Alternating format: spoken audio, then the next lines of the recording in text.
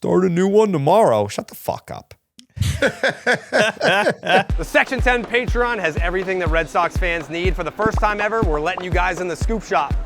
That's a great point, Jared. You gotta get in the Discord. We're in there every game for the live game chat. Also, we got AMAs. Each week, one of us is in there. Ask us anything. We need questions that are crazy, because this team drives us crazy.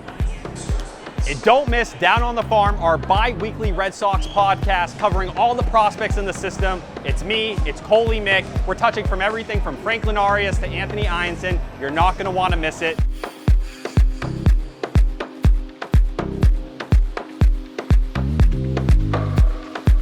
You can get all of our content at patreon.com/section10podcast. Don't miss it.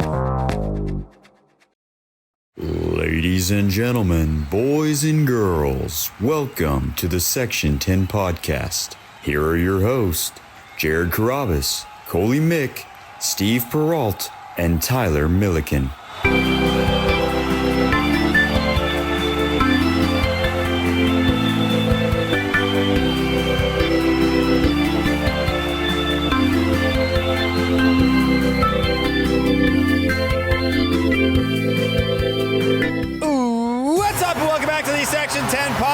Episode 637, presented by Kalshi.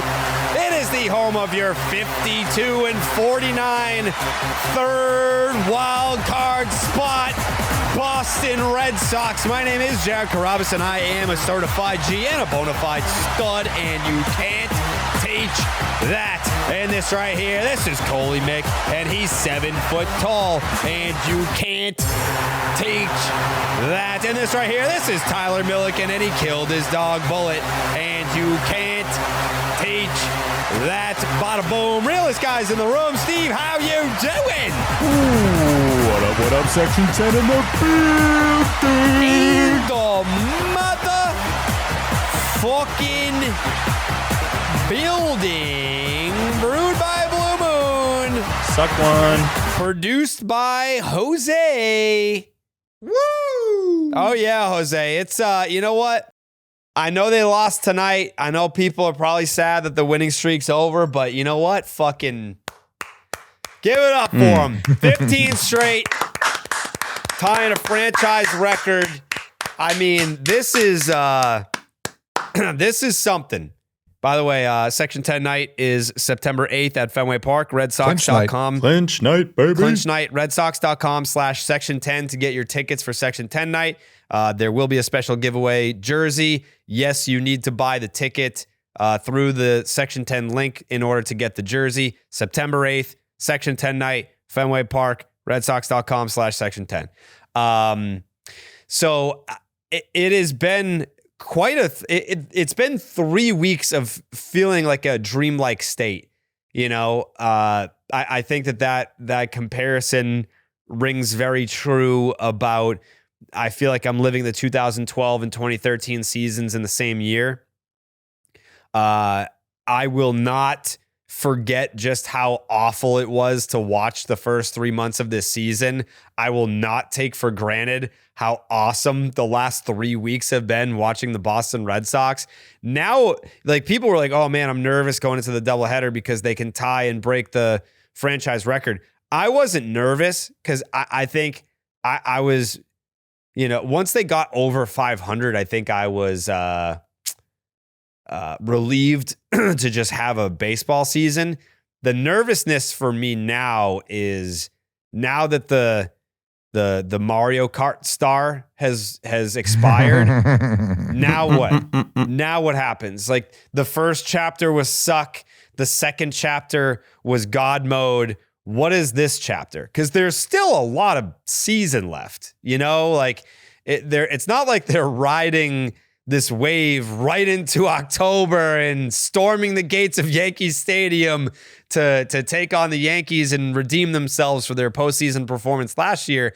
There's still a lot of baseball left to play. I'm not being pessimistic here. I think where I sit on this is I need a successful trade deadline from here. I believe in this team. Now that they have won the 15 straight, the 20 out of 22, which is now 20 out of 23, Now that they've done that and gotten back in this thing, okay, you've bought yourself new life for the 2026 season where we don't have to talk about how disappointing it is anymore. We don't have to talk about selling right now. But they have to do something at this trade deadline that won't necessarily be, it's not going to be the star in Mario Kart. It is going to be like the red mushroom though. Like it could be the red mushroom. So we turn our eyes to you, Craig Breslow.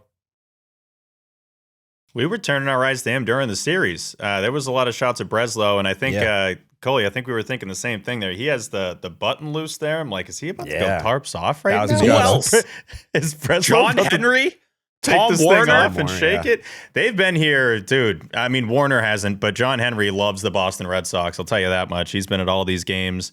They are showing those guys every 3 just seconds. loves the Sox. He just can't get enough of this Boston Red Sox team, but It's a good team. I can't believe they got to 15. 15, man. They got to Pedroia's number for a win streak. No Red Sox team in the history of this franchise has won more games in a row than this Boston Red Sox team. When I look at your face, Jared, your face, T, your face, Coley, the amount of pain that we went through in the first 3 months of this season, the times that we'd come onto this program and be like, what the fuck is this? What are we watching? Why do we have to deal with this? Why do we deserve this? We deserve better. And then we get something that I'd say we don't deserve. We didn't deserve 15 in a row. Like, this is crazy. It went so far the other way that Jerry, and I know you know this because we're workout guys.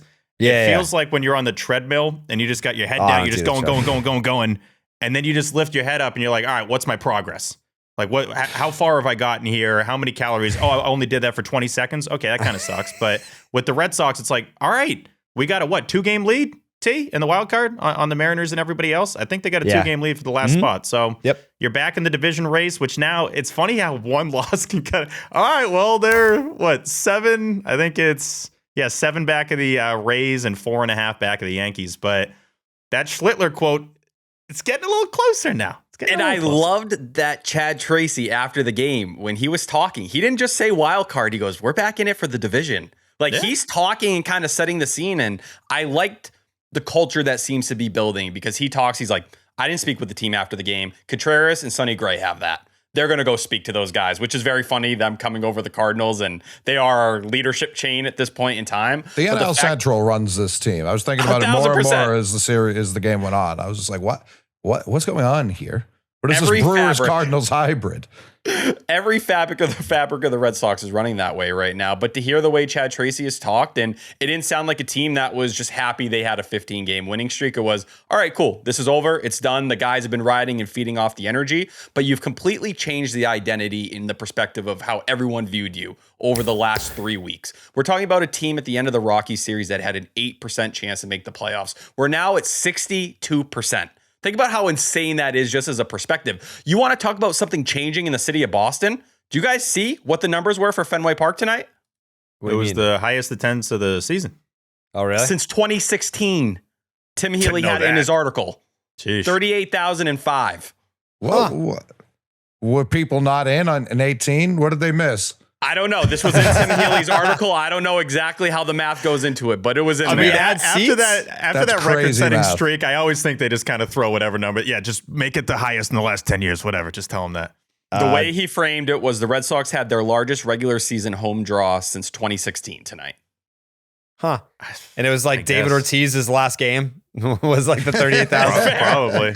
But even the way Fenway responded later in these games, even tonight, and hearing how loud they were, I heard Dave O'Brien say, like, these fans, a lot of the times, they were leaving after the 7th inning because you had no faith. People were into it every single pitch, every single out. Willson Contreras, the urgency he played with on that ground rule double. Yeah. Screaming before he's even halfway to second base. It's like there's going to be an energy that is going to follow them beyond this. And I don't know how you can say you're not excited to kind of follow it the next couple months. This is Chad Tracy after the game. We just won 15 games in a row. And I think, all of us knew that that's going to end at some point. It just happened to end tonight. So they're already refocused. I wanted to go in and talk to the team, and Sonny and Willson were already handling it. I'll leave that message for in there. The focus is there now on, that's behind us. And the big thing is, if we continue to play baseball that way, regardless of how many wins in a row, like, we're going to win a heck of a lot more than we lose. So that's the focus now. But no, I think everybody knew, like, it's going to end at some point. It happened to end tonight, and now we got to refocus. In an odd way, does that sort of take a little bit of pressure off to not have this streak going? Not necessarily. I think they were riding the wave, enjoying it, and feeding off the fans.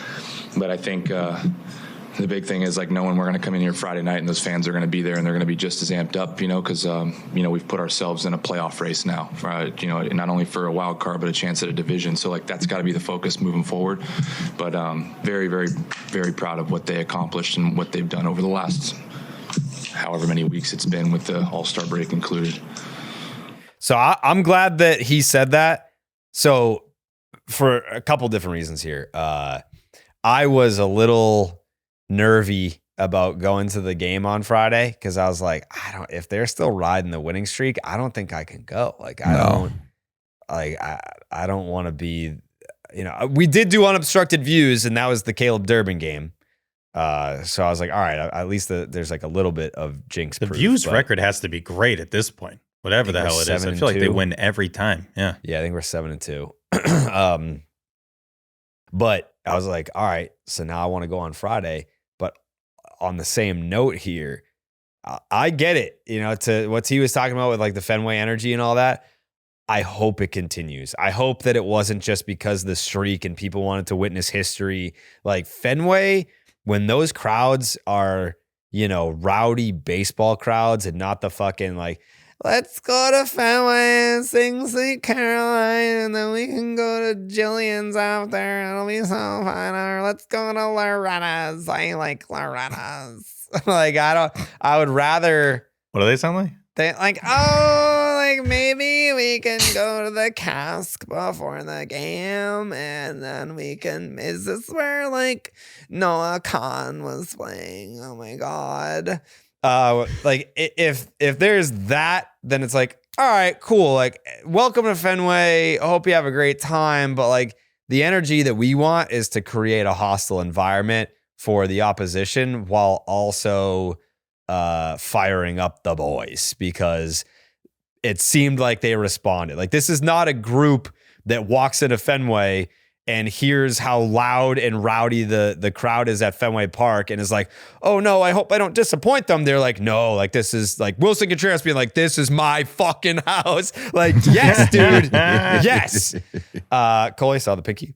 It's something we've talked about throughout the year. Like, this crowd has consistently wanted this team to be good all year. Like, this has not been a bad year for the Fenway crowd. Even when the team was bad, we had called out earlier in the year, like, this team doesn't even deserve this crowd. They were trying to do the tarps off shit very early in the year to no success, none whatsoever. None. So I really don't have any concerns that the crowd all of a sudden is just going to dissipate and not be jacked up just because the streak ended. They've been here longer than the team's been, genuinely. Yeah, fair.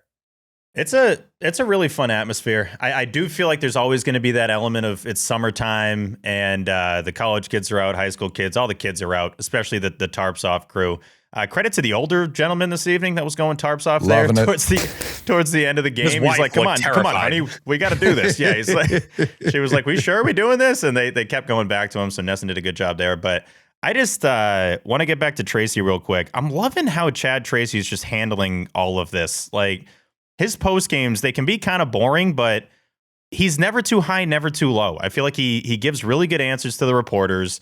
He respects the room, and he's not really trying to, like, fire the guys up, or he's not trying to, like, overdo it when they were sucking. I feel like that's really, really hard as an interim manager. You still got that tag on. You're coming up from AAA, and you're just trying to find your footing. Regardless of if he knew these guys or not, we probably put too much credit into that. It's like, all right, yeah, fine. He might have known these guys in Worcester. You now got to manage them at the major league level. That is so much different than whatever he dealt with in his, like, 500 wins that he had combined between there and here. So I'm just really impressed with how he's handling it, specifically after that first game, when I feel like some other managers would be kind of like feeling themselves a little bit. He's like, yeah, we got this and we're excited, and we got another game to win. Like, that's just kind of what we have to do. So that's exactly the mentality you want out of the guy that's leading you. And you just don't normally see that from the interim guy. He just doesn't carry himself like he has that interim in front of the name. I was hoping to hear Tom Werner when he spoke on, I think it was Nesson the other day, that they were going to be ready, or, maybe it was in the conversation, but it sounds like they're going to make it through the end of the year before something like that happens. I don't there's just, I don't know. It's a conversation that I'm not really even interested in. Because what does it change if they take it off, really? And Maz asked me about it on the Baseball Hour tonight. And I was like, his interim tag is entirely tied to Craig Breslow, fair or unfair. It just is, because before this run that the Red Sox have been on, it's like, well, they're going to fire Craig Breslow. And if they fire Craig, then they're going to want to hire someone that's going to want to bring in their own guy. Like, fair or unfair to Chad Tracy, it doesn't matter. Like, that's just what it is. But if they continue to play well, and a lot of it is largely because of guys that Craig Breslow has brought in here, then his job will be safe. And I think if Breslow's here, I think Chad Tracy's the guy. I don't think that Craig Breslow is going to watch what he's watching right now and be like, you know what? I think we need a different voice in there. It's just not, I don't think that's the conclusion that he's going to come to. So for Chad Tracy, it sucks because you can manage your balls off. But yeah, if Craig's not here at the end of it, I think that they probably will at least open up the field to explore other options. Yeah. And the guys respect him. You see how Willson was talking about him. Like, I think every player that I've seen talk about Tracy's like, yeah, this is the right guy for this kind of team. And even in the post-game sound we just played, it's like he knows enough in that spot to be like, let's just let these guys handle it. You got Willson, you got Sonny, who are best buddies. And have been around the league a long time, who have the respect of that room, who are the leaders of that room. You two shut the fuck up and sit down? Jesus Christ. Imagine he comes in, he's like, it's my time, bud. I'm the big dog around here. You shoves Willson out of the way. He said, anywho. Castillo couldn't wait to write that story. But no, I just like that he just seems to be pressing all the right buttons, and he has the look of a guy that can be the actual manager of the team. When Renicky was here, I'm like, that's an interim manager right there. that's a fill-in manager. No disrespect Verdugo to Ron sitting Renicky. on opening day. Yeah, never forget that. It seems like it's his job for the taking, and now it's 61 or so games left in the season for them to prove that this isn't a fluke. What would it take for Breslow to even get fired at this point? I think it would take a 15-game losing streak like that. Essentially, yeah. I think that's the thing people aren't, or maybe talking about enough, because so many people are happy to talk about Chad Tracy, and he should be. Right now, if you're Craig Breslow, like, that seat probably isn't very hot whatsoever, unless they completely fall through the floor in a dramatic way. If they even hover around here, they're in a playoff spot right now. But if they played 500 ball the rest of the way, I think he's easily returning, and they'll point to players who didn't live up to their standards, and the slow start is more of a reason than what he failed to do over the offseason. Unless the trade deadline is catastrophic. If he goes to the trade deadline and it's like, we have another version of last year or something even worse, maybe that changes the convo, but I think Craig Breslow's sleeping pretty good at this point, too. I mean, things can flip quickly, and I'm the last thing I'm going to do on this pod is be pessimistic, but July 4th was not that long ago. That's really when this got cooking. You can immediately go down some stretch where it's like, uh-oh, what are they now going to do with the deadline? It's, I think, 10 games from now until the deadline, so they'd basically have to lose all of them for them to be in like sell mode at this point. Because earlier I was doing the whole record thing after the break of like, all right, what do they have to do to be buyers? It would be stunning if they're not buyers at this point. I feel like you're way too close. You only have one more home series until the deadline, so seems like he's comfy. He looks pretty comfy when they're showing him on Nesson. They go to him every 3 seconds, and doesn't really seem like a guy that's that worried about his job right now, and he shouldn't be. I mean, dudes that he brought in are clicking. When Caleb Durbin comes up, I can't miss the at-bat. What's that all about? I can't believe we're at that point. Yeah, dude. It's like, oh, Durbin's up. Can't be peeing now. Got to see what he does here. And talk about dudes that are, feeling the moment. I like how giddy he's getting in the post games. You just see like, all right, guys, like what questions you got? I'm having a fun time right now. He just kind of seems like a kid in a candy store. So that's been one of the craziest turnarounds in the years we've watched the Red Sox. I can't remember a player that I hated more that I now love more. It's crazy. Tracy said it when just kind of talking about where they were at and looking back at before this win streak. He was like, this was the only chance we had to go. And they knew it. They knew their backs were against the wall. He clearly got that message to them, and they responded when they were on their final breath. But I do think, and we look at Contreras and Gray speaking to the team. I heard Castillo, I know he's been talking about this on Rundown a lot and on NBC Sports Boston, about them still moving Sonny Gray.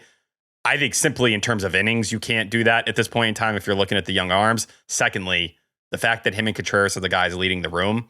You thought Vasquez in 2022 was bad. It would probably be a whole different level if you're pulling out Gray, who is a way better player than Vasquez was at that point in time. So I don't know. You know who the guys in your room are going to be to lead them, and you just got to add to them at this point. And it shouldn't be that hard. It's really second base and catcher, and I love Anthony Siegler. I Middle do, infield. but sure, yeah, I think that can fit Middle the infield. conversation as well. Yeah. I definitely don't want to box yourself in. No, like the best available for lowest price is where I'm at. Like I'm still not trying to overspend unless it's like a top 5 player in the sport. I don't anticipate those guys becoming available, but that's where I'd be okay overpaying.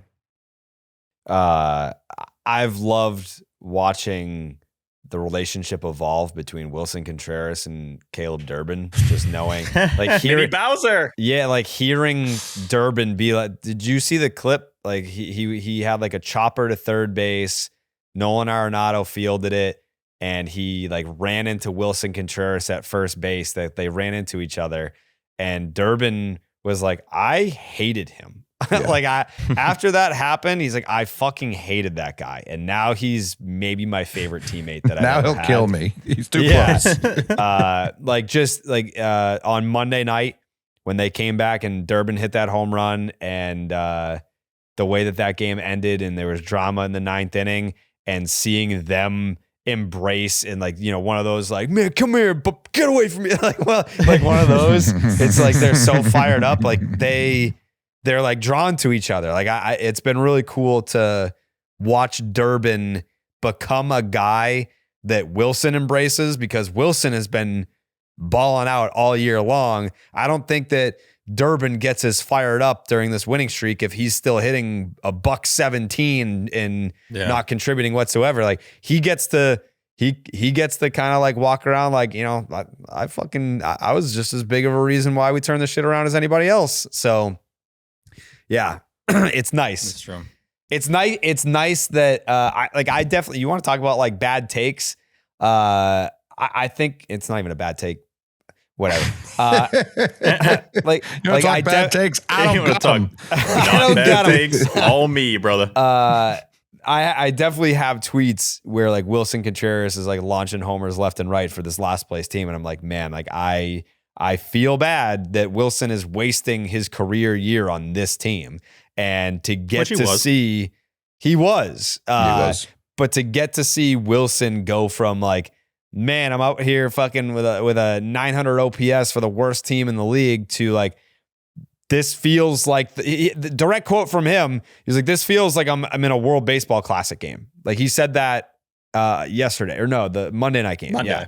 Yeah. He's like, it feels like we're matching the same energy from the World Baseball Classic. And it's like, yes, dude. Like, I'm glad that you are getting to experience what it feels like to be a good Red Sox team at Fenway Park, because there's nothing like it. There's nothing like it in sports. There are certain guys. I remember Justin Turner, when he was really having a season here, I was like, oh man, this kind of sucks. We're not going to see JT playing, you know, playoff baseball for the Red Sox. And obviously it's not like the Sox have clinched a playoff spot with this stretch or anything like that. But Willson is a guy that needs to be playing postseason baseball at Fenway Park. And none of this, you know, like last year, road wild card series, quick exit. Like, he's got to play games here to continue this stretch that he's had with this team. I do like with his relationship and Caleb Durbin, Wilson's not a guy that like gives out love for free. Like, you got to earn his respect. And I think early in the season, to that point, Jerry, of like him being the only good player on the team, I can almost guarantee you the WC-40 is going back to his friends being like, why the fuck am I on this team? Well, I got to play with some bums, dude. Like, this is rough. And maybe not like dumping on guys, but really looking at it like, I need help.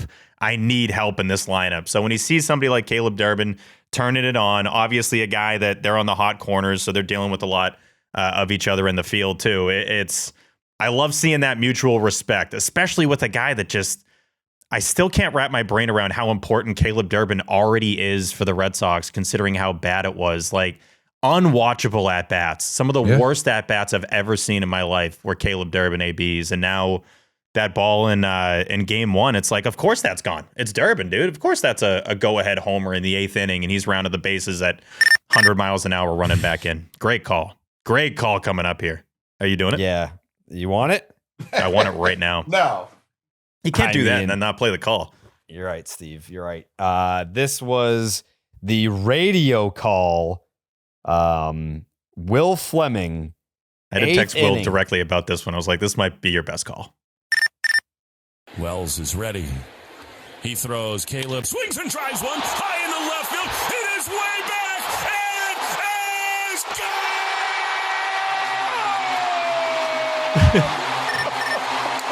More Fenway magic!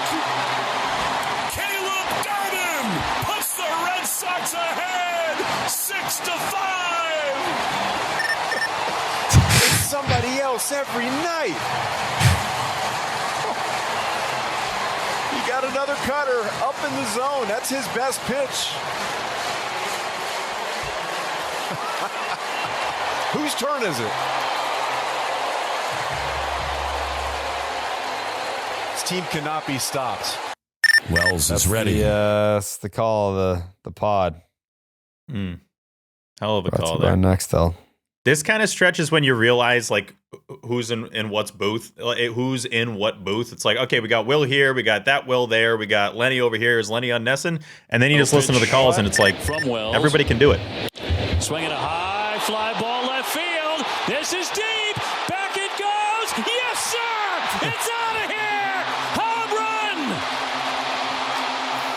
Oh man, dude, like Monday night we had the views, so I didn't get to hear the OB call. I didn't get to hear the Will Fleming call until I got home. I fucking went straight home and I spent the rest of the goddamn night. Like, that's what this team is doing, is it's making me just dive headfirst into the Red Sox again, where before it was like, I'm going to watch the game because it's my job and I have to know what's happening and I have to be able to speak about it on a podcast for 3.5 hours and radio and all this. But now it's like, I can't get enough. I watch the game. I go home. I'm watching TikToks. I'm watching videos of fans in the stands for the Caleb Durbin home run. I'm watching, the Fleming call, the OB call, the post game, people reacting to it, like reading tweets. Everyone's like the team took me from this fucking blows, I wish I didn't have to watch these games every day, to I cannot get enough of this within 3 weeks. That was it. That was the Dave O'Brien at the end of the first game today, where he just simply said, thank you. Like, you saved the summer, this team being here. Like, it was such a genuine moment of just being thankful that we have important and worthy Red Sox baseball to watch again, because it seemed like everybody had already planned the rest of their summer. We thought the deadline was going to go this way. Every single article had every big name on this roster ready to get flipped somewhere or moved in a deal. Just about the entire world had accepted their fate. And now we're all in this place where it's like, it almost feels like, I don't want to say things are limitless, but there's a ceiling on this team that I don't think anyone thought still existed.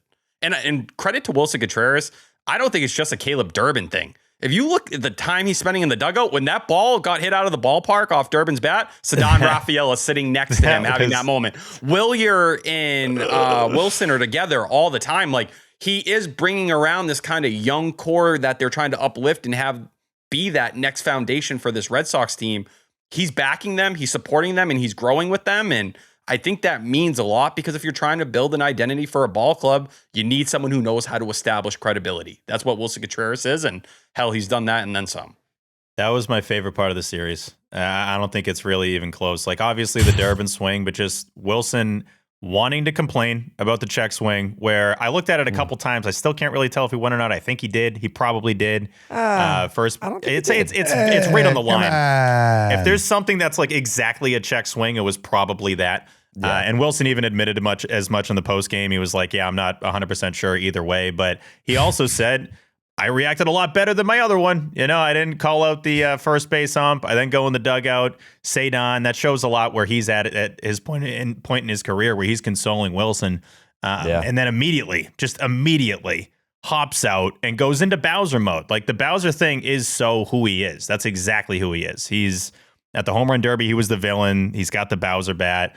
then, you're trying to console Bowser. That can only happen for like 3 seconds. He's going to pop out, breathe fire, and just go absolutely crazy. And that was, be like, where's Peach at? But that's exactly what this team is doing right now. It's creating those WBC reactions where I'm always kind of the first guy that's like, all right, let's chill a little bit with some over the top reactions. These are all worthy. These are all moments that, everybody watching this team around the league is like, no, you've deserved that. You guys are just pulling a rabbit out of a hat every single night. So that was cool. Good job by Sadon being like, hey, let's chill a little bit. And then WC-40 goes right back into WC-40 mode and just goes crazy. That was awesome. Jared? Oh, Jared, sorry. Did you see that there was a screenshot on Twitter this morning that he followed Section 10 on Instagram, and then I woke up and looked and he wasn't? Yeah, I saw the screenshot. I immediately went. I believe, for those asking, a lot of folks asked this. I'm going to clarify. When we had our nice little exchanges at All-Star, I can still guarantee you he has no idea who I am. Mm-hmm. But we're at least now at a point where, Jerry, I saw that screenshot. He unblocked me. He unblocked me too, and he unblocked the show. So we're getting somewhere. Okay. We are no longer blocked by Willson Contreras. Yeah. That's So big. I don't know. Yeah. Shout out Red Sox Yapper on Twitter. She had tweeted the screenshot this morning and she said, "War is over." And I looked and it was Willson following the 10. And then I immediately went and looked and he was not following the 10. And then I was like, wait a second. I'm looking to see if he's following the 10. That means that I'm unblocked. So the show is unblocked. Steve is unblocked. I'm unblocked. Hopefully we're getting somewhere. He blocked me.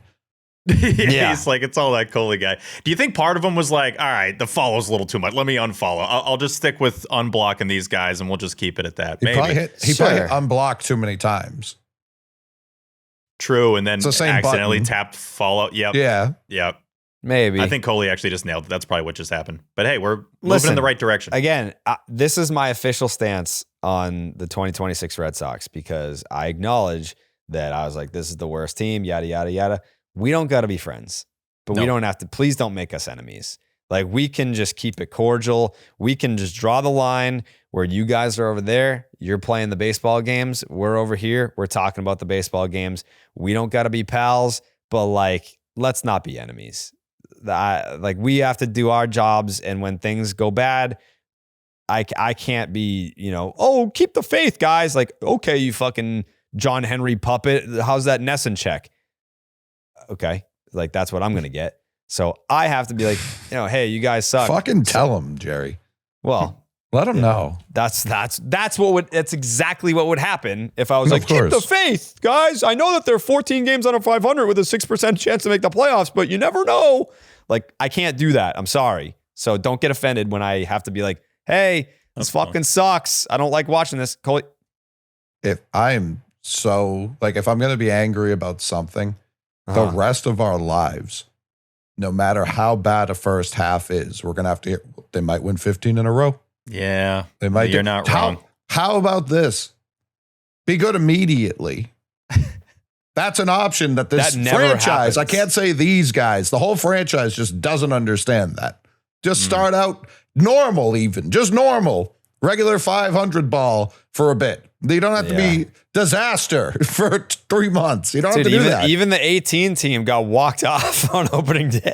Yeah. Sure, but they immediately knocked it off. Yeah. What pisses me off is like you go back to 21. In 21, you had that the first 3 months of the year, and then the last 3 months were eternal suffering, pain, the scariest thing you had ever seen in your life. Yeah. I agree with Coley. I am starving for a season that is just consistently fun, a consistent 8, and then let's get to the playoffs and let it ride. That would be so refreshing. Like, I would love to see some research on that. Like, when is we never have peace, even when they're good. No. Even when they're good, like, they're just like, you know what? We're gonna make you think we're not, though. For a while.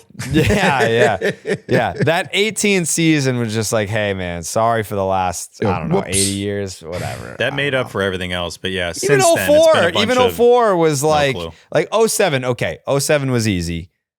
But like I was still high off 04. Like I was just like, I don't know that I'm ready for all this. Sure. But like 04 by the deadline, we were just like, man, I don't know if this team is it. Like this team kind of sucks. And they got rid of Nomar. Like they're gonna tank from here. The morale's gonna be down. Like there's no peace. And that playoff run sucked. It was not part of the my God. 04.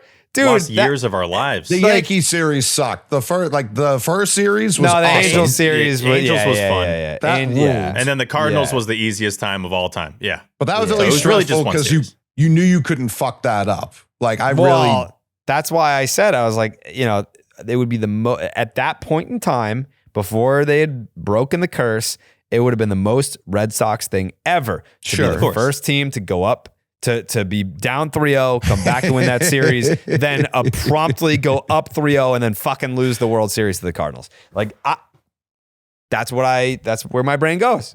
T? All I'm hearing is that you guys would probably be best suited for a year like 200007. You had the Cleveland Indians series. I understand that got a little scary. Hard eye.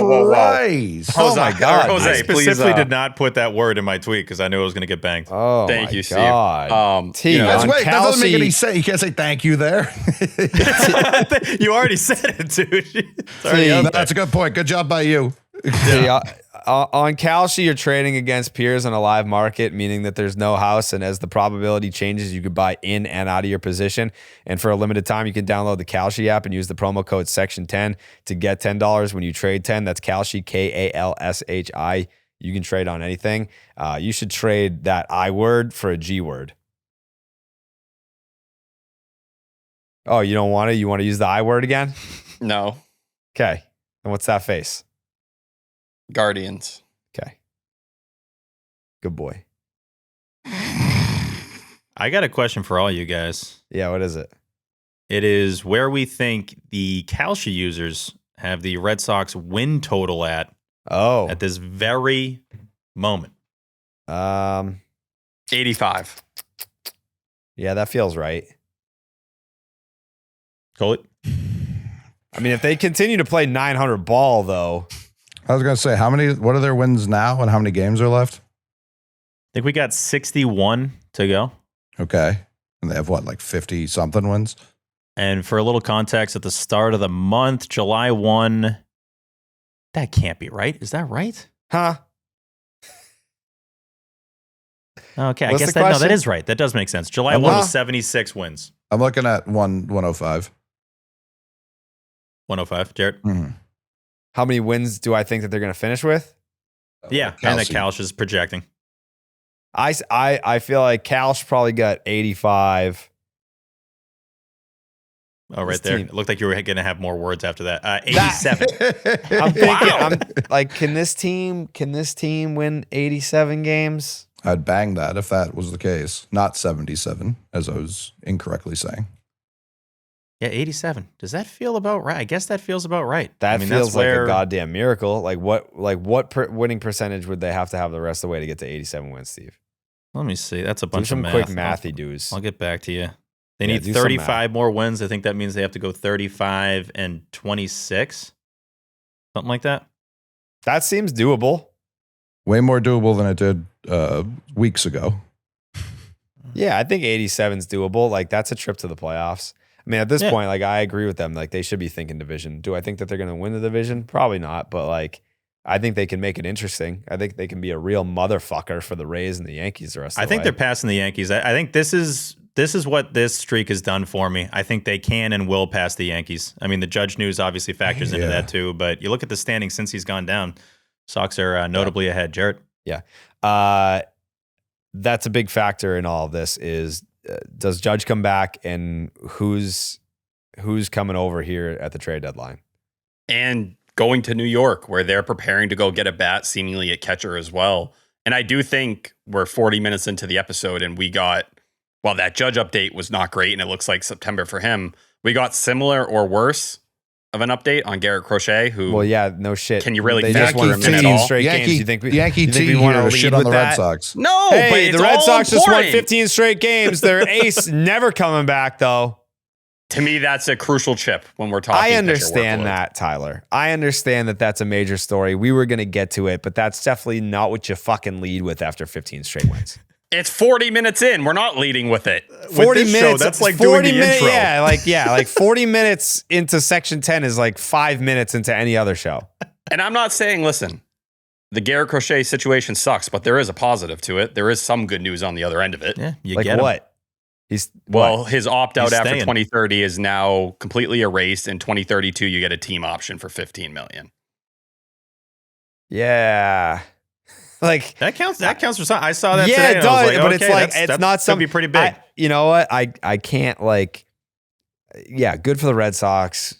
Great, but like I can't like celebrate a player's injury leading to like him not being able to financially gain more than he would have otherwise. You know what I mean? It's a positive in a shitty situation. It's a selfish positive for us. Definitely. Yeah. And he had a good attitude about it, but he's also had 5 months to think about it. Yeah, it's true. I do He like how also he signed answers the it with, contract. yeah, like what's the worst thing that happens? I'm in Boston for another year, which is pretty good. This is a place that I wanted to be, and goes on to say that like the team was bringing on risk. He understood the risk. Mm-hmm. So I thought the quote was good. The quotes are always good from him, but it is crazy seeing him because I'm like, right, Garrett Crochet, that guy's awesome, and we're probably not getting him. T, and I was basing this off your tweet. I think it was from the Healy piece.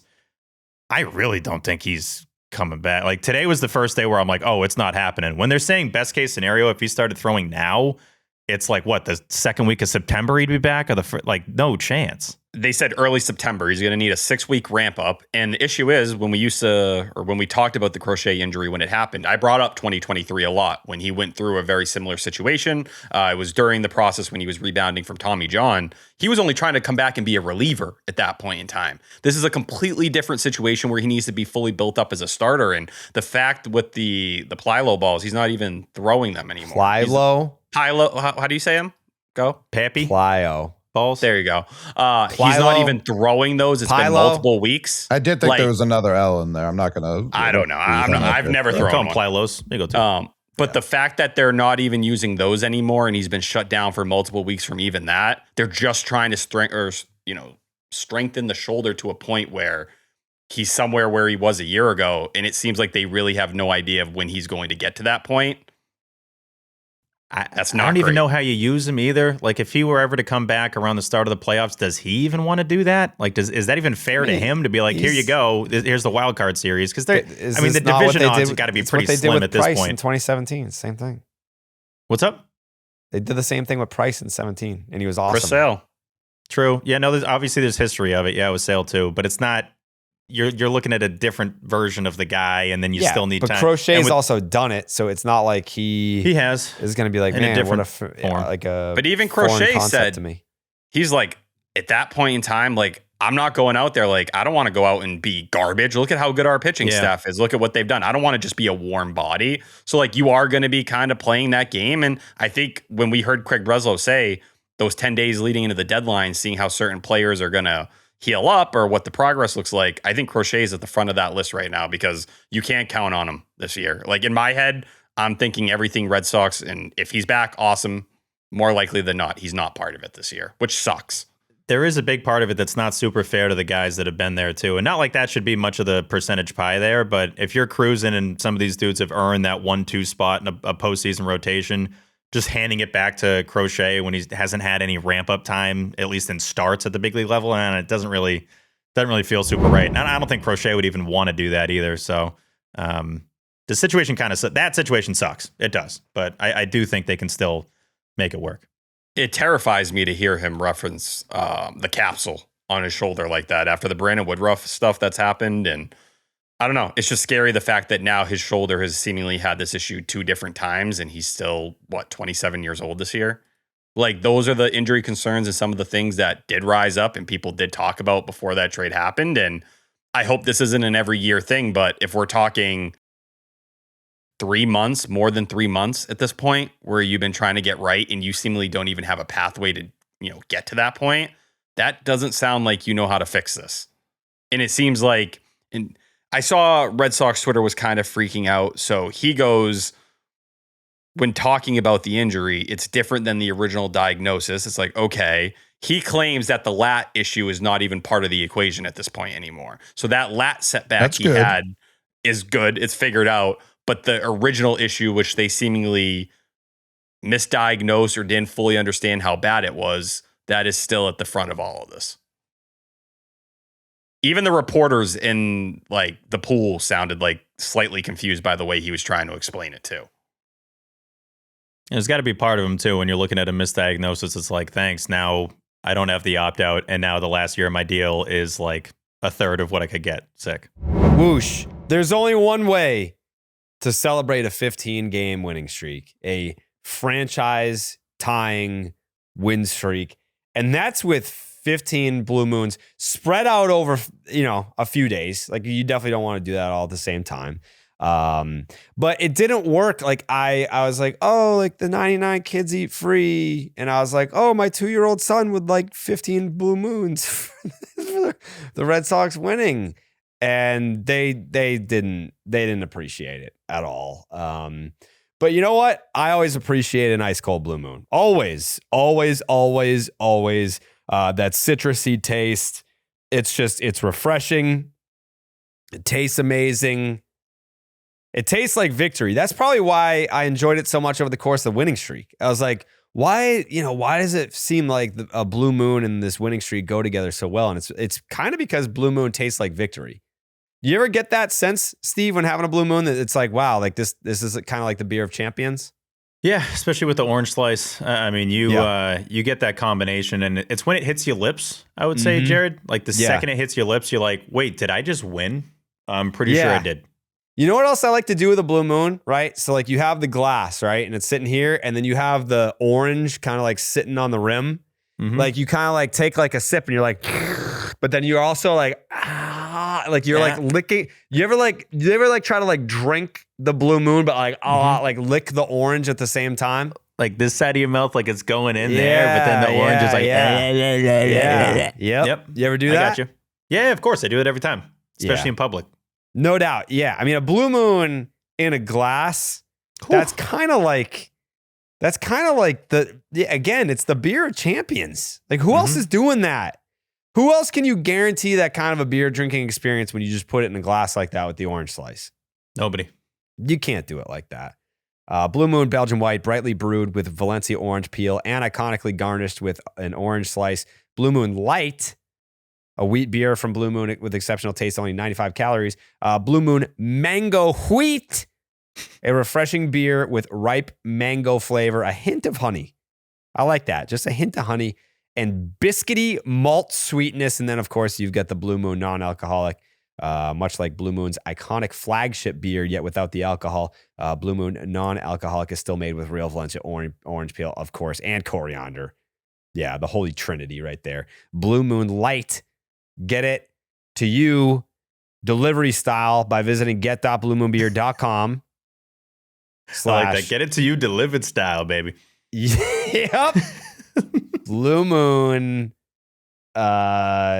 It's get.bluemoonbeer.com/Jared.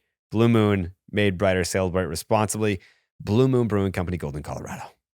Suck one. Rally caps, lucky socks, never stepping on the damn foul line. Baseball, we all know it. It's full of superstitions. We hope give us an edge. Did you have one, Jerry? A little superstition action when you played? Yeah. So honestly, after I threw the no-no in 04, 6-5-04, never forget 13 strikeouts against the Revere All-Star team. The socks that I wore for the no-hitter, I took them off. And I never washed them, and I put them so like I knew which one was the left sock and which one was the right sock. So the one that I was wearing on my left leg, I made sure that it was the same leg every time. Yeah. Okay, that's a pretty good one. Yeah, that definitely counts. Yep. Let's be honest. Most of these superstitions are just luck. That's how I used to feel about hair growth products until I found Nutrafol. Nutrafol is the #1 dermatologist-recommended hair growth supplement brand and the official hair growth partner of Major League Baseball. Oh, we love that, Major League Baseball. Nutrafol's hair growth supplements are physician-formulated, clinically tested, and NSF certified for sport. It is not, I repeat, it is not a one-size-fits-all approach. Nutrafol has formulas for dudes at every age. There's Nutrafol Men for guys 18 to 49 to help grow thicker, fuller hair in 3 to 6 months. And Nutrafol Men 50 plus, you guessed it, designed for guys over the age of 50. Adding Nutrafol to your daily routine, it's super easy. You order online, no prescription needed, with automated deliveries and free shipping to keep. That's what it was, keep, not kelp. To kelp you on track. Plus, with the Nutrafol subscription, you can save up to 20% and get added perks to support your hair health journey. Find out why Nutrafol is the only hair growth supplement brand trusted by Major League Baseball. For a limited time, Nutrafol is offering our listeners $10 off your first month subscription and free shipping. Love that free shipping when you visit Nutrafol.com and enter promo code SECTION10. That is Nutrafol.com, spelled Nutrafol.com. Promo code SECTION10. Now back to the 10. I believe so. Crochet will now be locked in through his age 33 season here. Yeah, he's here 6 for more the years after this. Oh, yeah. Yeah. Sox are hot, Jerry. The Sox are hot. I don't like that there's still negative angles here with this team. Like, for me, the Marcelo Meyer, Roman Anthony thing, people are like, oh, like Aroldis Chapman's comments about what, T? Jose is, I went to him immediately because it sounded weird when I heard those quotes and I knew radio was going to run with them the following day. Jose, what do we got on those Aroldis Chapman quotes? He was just basically saying that he liked the good vibes in the clubhouse and etc. And then the translator said behavior instead of basically good vibes, and then it made it seem a little more negative than it was anticipated, or like what he meant, basically.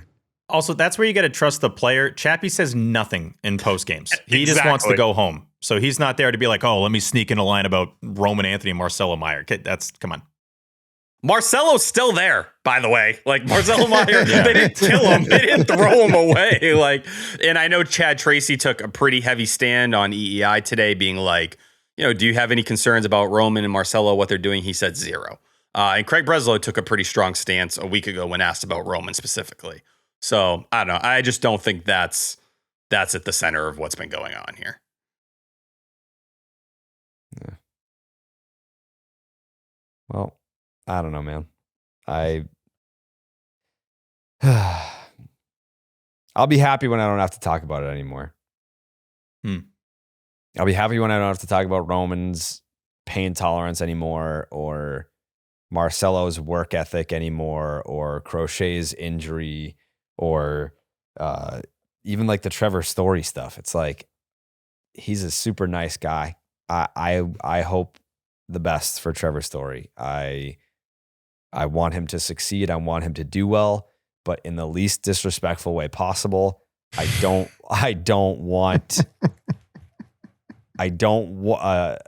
as long as this team is on this run, I guess, that they're on, like, let it be. Let the players that put them in this position do their thing. Like that. I don't know. It's I can't find the words to say it without sounding like an asshole, but like, that's just how I feel. Like, the guys that got you here are the guys that I want to run with. And if you weren't a part of it because of bad play, injury, or otherwise, or both, sorry, tough shit. But like, this is the group that took a team from 6 feet under and put them in a playoff spot in 3 weeks. Do you understand how hard that is? I don't care how bad the American League is. Undoubtedly, that's a factor. But this team was, what was their record when they were down by 2? They were going to be the like second worst team in franchise history. Mm-hmm. And now they have the longest winning streak in franchise history. It's crazy. Yeah. Like, those guys should be rewarded. Like a guy like Chang, it's like, okay, is he going to hit the shit out of the ball? No, he's not. Is he going to play defense that's going to win you baseball games? Yep. Yes. He reminds me very much of like Alex Gonzalez. Yes. Good call. It's like, is he going to hit? Nah, probably not. But is he going to play defense that's going to win you baseball games? Yep. Okay. I mean, that's the guy Gonzalez that I want playing better, but I do like the comp. Alex Gonzalez was better. I've ever seen. Yeah. I will say on the shortstop, second base convo, when you're talking Story, I was a little surprised to hear him say he was going to start a rehab assignment in August. It felt like he was closer to starting one than he actually was. But is this you, Jared, saying that you believe the hernia surgery had nothing to do with the way he started the season? Story? Yeah. Because the way you're talking is you don't believe what we saw from Trevor Story last year from June on is something that exists. Certainly not like to be relied on. Definitely. No. I'm not saying I disagree just in terms of the player, because when you are talking about what you're doing at shortstop and second base, if you're entertaining trading for other pieces, like he's going to factor in with where that money is at. And I like Chang a lot. Like I think 2 huge defensive plays in the first 2 games of the series that don't get appreciated enough. But, you know, right now that platoon is him and Monasterio. And I do think at second base, like Siegler and that entire situation there, they've been giving him some breathers, trying to get him right. You know, the numbers over the last 15 games or so have not been very good. You know, how did they start to handle that? Because it looks like Romy and Massa at DH is something they're pretty comfortable with, because Massa's really swinging it right now. T, who do you think is realistic for this trade deadline, or what position? Because it feels like Hunter Goodman's not happening. Feels like Shea Langoliers is not happening. So catcher's not the position that you would be upgrading at. No, I don't think Langoliers is happening. We can say that we want it to happen. I don't think it is. That's not why I'm saying that. Oh, what are you saying that for? You saw. Oh yeah, but I'm not saying it's like only him, but who else is there? You know what I mean? Tyler Soderstrom, get back behind the plate, buddy. Watch how this Put Siegler behind the dish. But no, I think if we're talking like realistic options, and Jeff Passan seemed pretty hot on the idea of them going into the shortstop market, and he thinks they're going to be aggressive, it's hard not to think about Zach Neto. Like the fact that they called about him over the offseason and were that interested to see what it would look like. And at that time, the price tag was crazy. And we talked a little bit about it on BID. I do think there's some real flags with someone like Neto, whether we're talking the strikeout percentage now being over 30%, the defense, especially in terms of outs above average, does not like him. DRS is more in his favor. Started really chasing more and more, but it's a big pull air percentage guy. I do wonder if the Red Sox say, we think this guy is a way better baseball player than he's been this year. Maybe this is our chance to go after him with that price tag a little bit lower, and he's a building block. But to me, you are at that point chasing a younger version of Trevor Story. You're trying to get Trevor Story before you ended up giving him the deal when he got here to Boston. But yeah, I go to Neto. I go to, the Jeremy Pena stuff. There hasn't been a ton of traction on that. He homered for his 3rd straight game today, but you got the New England ties there. The Lindor stuff, everyone seems to think it's going to happen over the offseason. I'd call the Orioles about Adley. I'd ask on that front. But right now, both of their catchers are hurt. Basayo has a shoulder problem too. But it seems like those are the names. And I don't know, like even the Hunter Goodman stuff, I understand. And I'm not the biggest Hunter Goodman guy. It's another guy who strikes out over 30% of the time. That scares me a little bit. They have to be overwhelmed. Well, are you ready to make a Dave Dombrowski type of deal, Craig Breslow? Are you ready to put your balls on the table like that? And that's probably going to dictate how much you end up getting at the deadline, or else it's going to be your Steve Pearce kind of vibe going on. I don't know that I want to No. Hey, come back here. What? It looked like you have something to talk to us about. No, it's just like the Red Sox have come so far in terms of like fan morale that I don't want to sit here and say like I'm prepared to be disappointed at the deadline. It's so when I say that, I'm not saying it because I think it's going to be for a lack of effort from Craig Breslow or the Red Sox ownership group willing to be taking on salary or what have you. I'm trying to be realistic here, and I just don't know if there are going to be enough willing participants that want to move a piece who would just want to wait until the offseason anyway to do something larger or see where they're at this winter.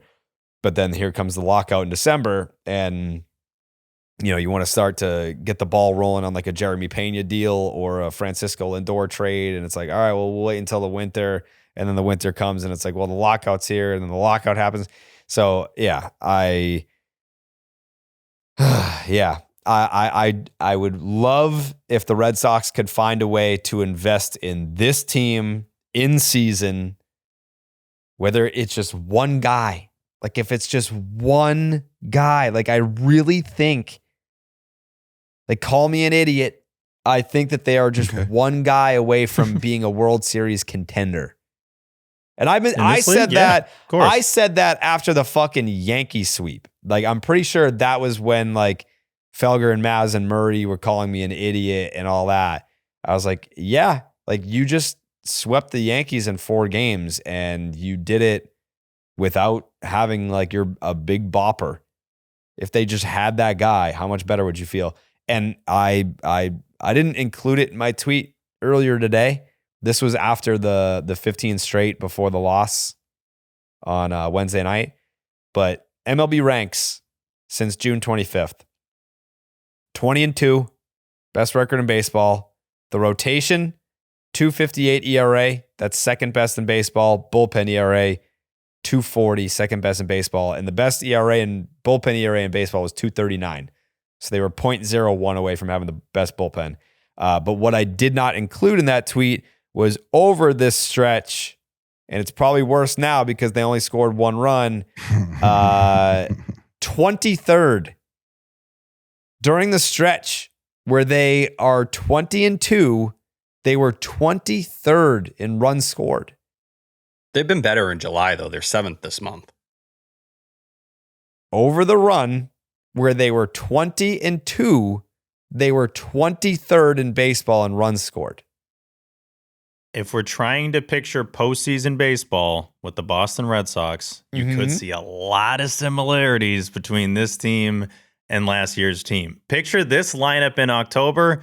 It could be similar, unfortunately, to what Mikey and I saw when we went to Yankee Stadium, where it didn't matter who came up. It was like, oh my God. Another, like that could be the case again with this team. Understandable that they're coming off the 15-game winning streak, but how many of these guys are going to come through in an October setting? I think that's what Breslow has to ask himself. And my biggest concern at the deadline is going to be, we have that at home. And there's still a percentage of me that's like, he's not fully wrong. If they're capable of doing this, then why couldn't they just keep winning games, especially in this league? Like, I am definitively not worried of any other team in the American League now. I think that's probably the biggest thing that this streak has done. I don't think there's any team they're going to go up against in this league that's like, watch out for those guys. Now, in an October setting with other guys that probably have some more experience, maybe. But I just think the biggest challenge for Breslow is going to be not just his best case scenario, but can he actually do it? I always think he has good intentions, and then we're kind of sitting there once the clock, it's pencils down at 4 o'clock or whatever the hell it is, 5 o'clock, and we're like, that's it? I just don't want the that's it feeling again. But at the same time, I don't think they have to do a ton. I don't think there's going to have to be like some long list of moves to feel like you're in a good spot. I do feel like there is a big difference between last year's team and what they had going into the playoffs in terms of the rotation. Obviously, Crochet at the top, but think about who was starting Game 2 and Game 3 of that series. You had a defeated Brian Bello and poor Connolly early thrown to the Wolves. And even before that, you had Lucas Giolito, who the results this year, I know he's injured, but they speak for themselves for what he is as a pitcher. Too. Yeah, but just the league knows what he is as a starting pitcher. I know a lot of Red Sox fans were ready to throw a QO at him over the offseason. The league knew what he was and what the advanced metrics kind of pointed to. The fact that you have Sonny Gray and Ranger Suarez sitting there before doing anything else, and in a perfect world, you add Crochet, you can go head-to-head with anyone, including the Yankees, who have Max Fried back now. And with the bullpen, having Tyron Guerrero, your bullpen is at a different level than it was a year ago. I don't think people realize how important Guerrero is to have to Slayton, to Whitlock, and we'll see with Chapman. I do have some concerns about what that's going to look like down the stretch here. But that's why, to me, whatever aggression Craig Breslow acted with a year ago, it should be double that at this deadline. You should be way more willing to be aggressive and to take chances and to put things on the table. Because I do think there's more ceiling and more to play with here than there was at this time a year ago. It better be so much more than double. From last year. What the results were. Yeah. Last year, I mean, not even talking to teams until the end. It does seem like from stuff that's been reported, they have already been talking to teams, even if it's just base level. Like, he's learning. We talk about it every episode. Like, he's adding tools. Hopefully he continues to trend in this direction. Even this one's going to be a fucking weird deadline because there are going to be certain teams who just aren't touching anything out of fear of the lockout. So I don't know how hard you can bang them for some of this shit. I feel like there's only going to be like 6 teams that feel like they're out of it. There's probably about, like 85% of Major League Baseball it's going to probably try to add or feel like they have a chance to make the playoffs. So that's not going to help your chances of bringing guys in. I mean, last year, like some people were like, why did he go get a bat? And then the follow-up question was like, what bat moved? Like, it was you trading Rafael Devers. That was the bat that moved. So Naylor was out there at that time, which ended up going for, I think, a much lesser package than a lot of people expected at that time. Fair, but that was it. There wasn't like a whole bunch of people moving all over the place. Like, it's just not what the deadline is anymore. Like, I hope whatever comes out of lockout is fixing the deadline because it sucks.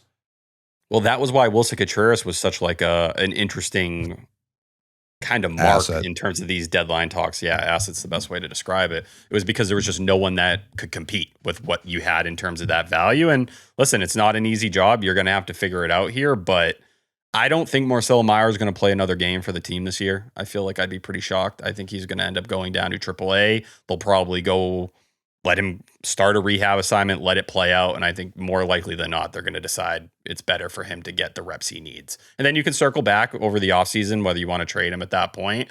But I think we're going to see a lot of Trevor Story. And then there's going to be a piece brought in to figure out shortstop or second base, at least in a platoon role with Romy. So I'd assume, I guess, Story at shortstop and then Romy with someone who they like a lot to be a right-handed bat to play 70% of the time. Is that informed, T? No. No, I would hate that. You lying to me? You would hate if we don't see Marcelo for the rest of the season? No, I would hate if like that was how they attacked middle infield. It's very half measured, is probably the best way to describe it. I think we were getting close to Marcelo being optioned before he got hurt. I think now agreed. This is probably the best case scenario for his development. And, unfortunately, there shouldn't be the weight there is on that position, but the way the roster is, they need more value out of that, and he's just not ready to provide that. And they're playing defense great. If they were playing shitty defense, maybe it'd be a different convo, but they're not. I mean, Siegler's the one who's made errors. Yeah, I think Siegler's going to end up being maybe the more awkward conversation piece as time goes along too. Because like Mickey Gasper, you can come up, you can provide a spark, and you can be great in the clubhouse, but the results need to be there on the field. And I think we're already starting to see them give him a breather, try to restart it. Are you getting what you want? And we'll see if it ends up happening. But I think that's what you compare him to Mickey Gasper again, I'm going to get a sack of doorknobs and beat you with it. I talked about Anthony Siegler and liking him before anyone. I am not an Anthony Siegler hater. You weren't. But the reality is, over the last 15 games, he has a .530 OPS.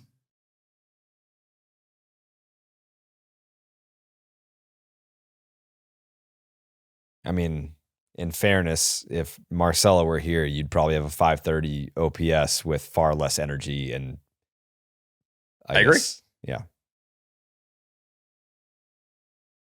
Like, it's just, is he the guy who's going to be hitting leadoff for you on a somewhat regular I'd basis? also try, I can't have them be like, we're going to restart him and then he's still hitting leadoff. Like, that was the weird part to me too. Like, Craig's been tremendous, and this is too much feel, and I don't even know that it would have worked.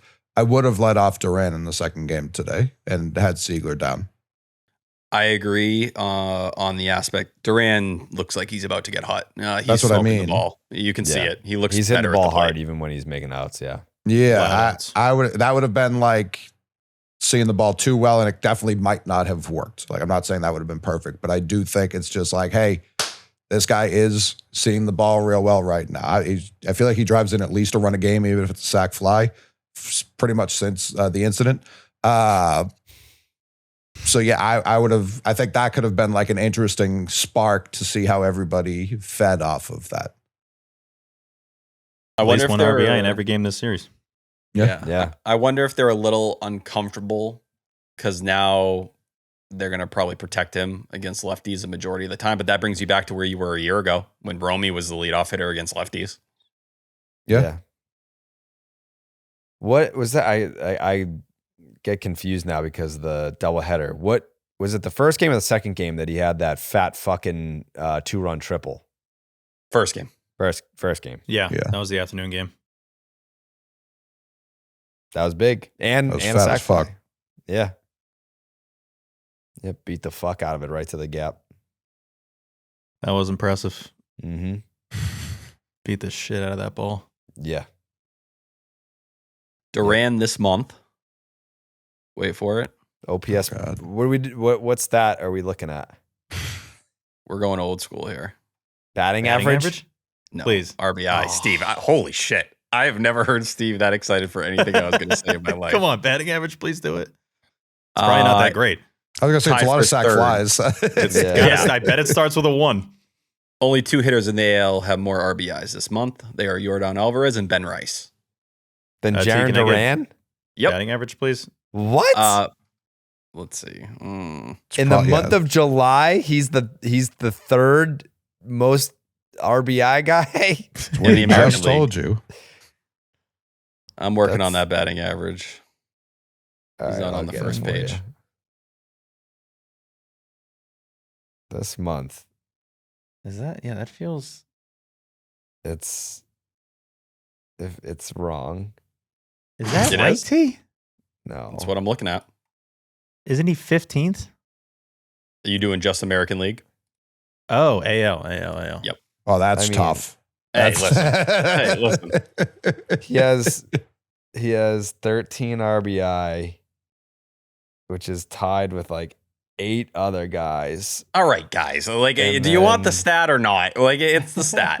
I was gonna say these NL games where the fucking Rockies and Nationals score 45 combined runs. Like I agree with T. I only want the AL stats. Real ball.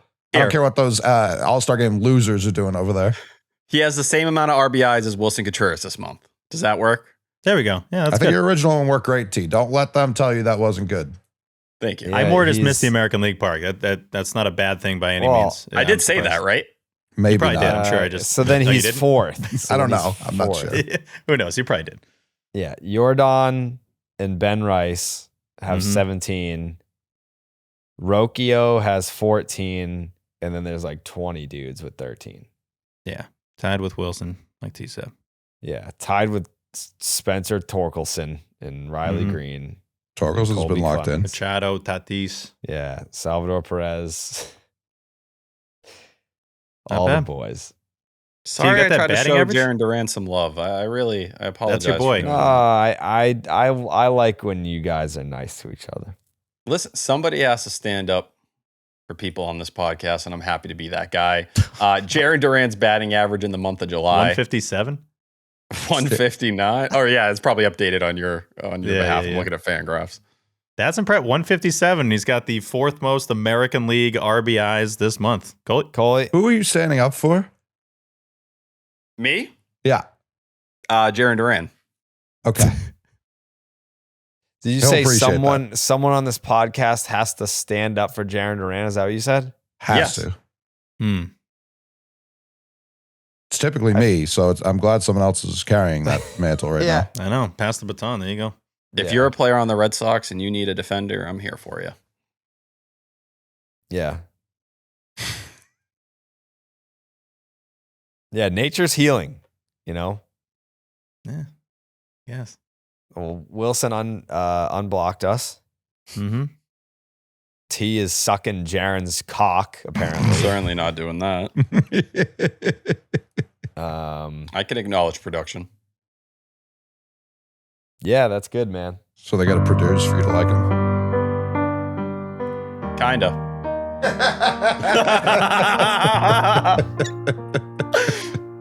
Fair.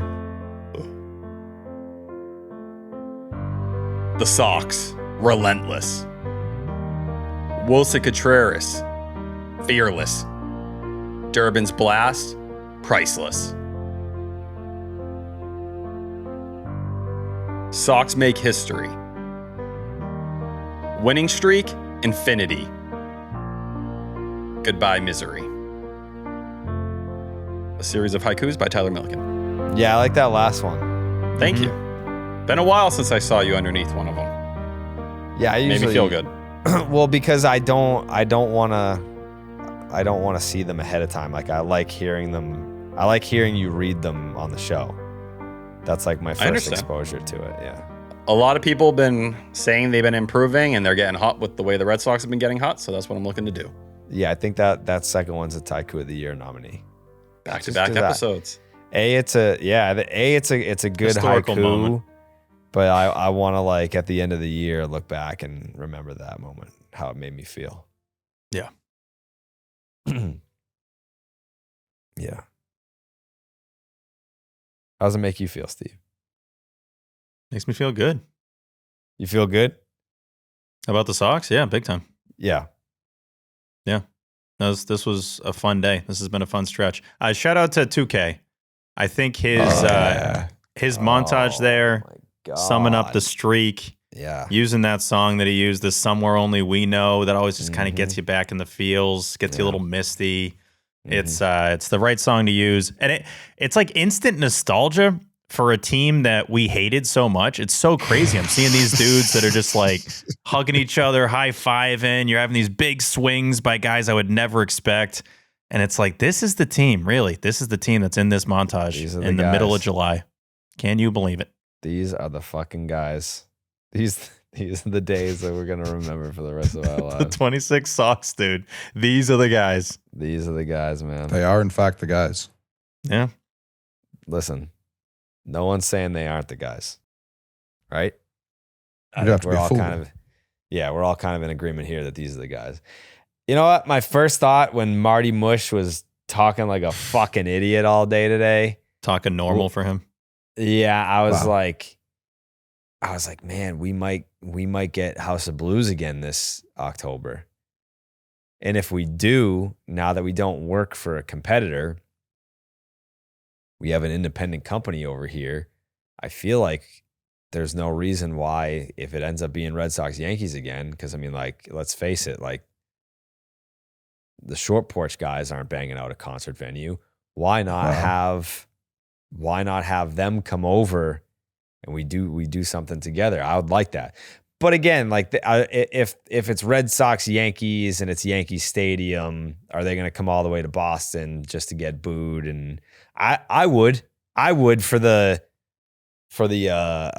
look of it. I think it would be a good look to be a part of that. But if I had to put a wager down right now, I'm telling everyone on this program, everyone that's listening, it's Red Sox hosting the New York Yankees in a wild card series. That's where I'd lean. I would really go there. And obviously a lot, lies on the deadline and injury luck and all that stuff, but it just kind of feels like they're on that trajectory of passing them. And I think the Rays are just going to stay the Rays and win 100 games, and they're going to be hard to get. Yeah, maybe. I also think the Rays are a sneaky dark horse for Scooble. Wow. Yeah. Rosenthal was dancing around that. I do feel better about the Yankees pitching down the stretch more than I do where the Rays are at.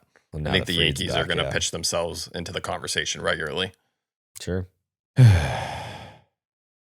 Honestly, man, and I'm not blowing smoke up your ass.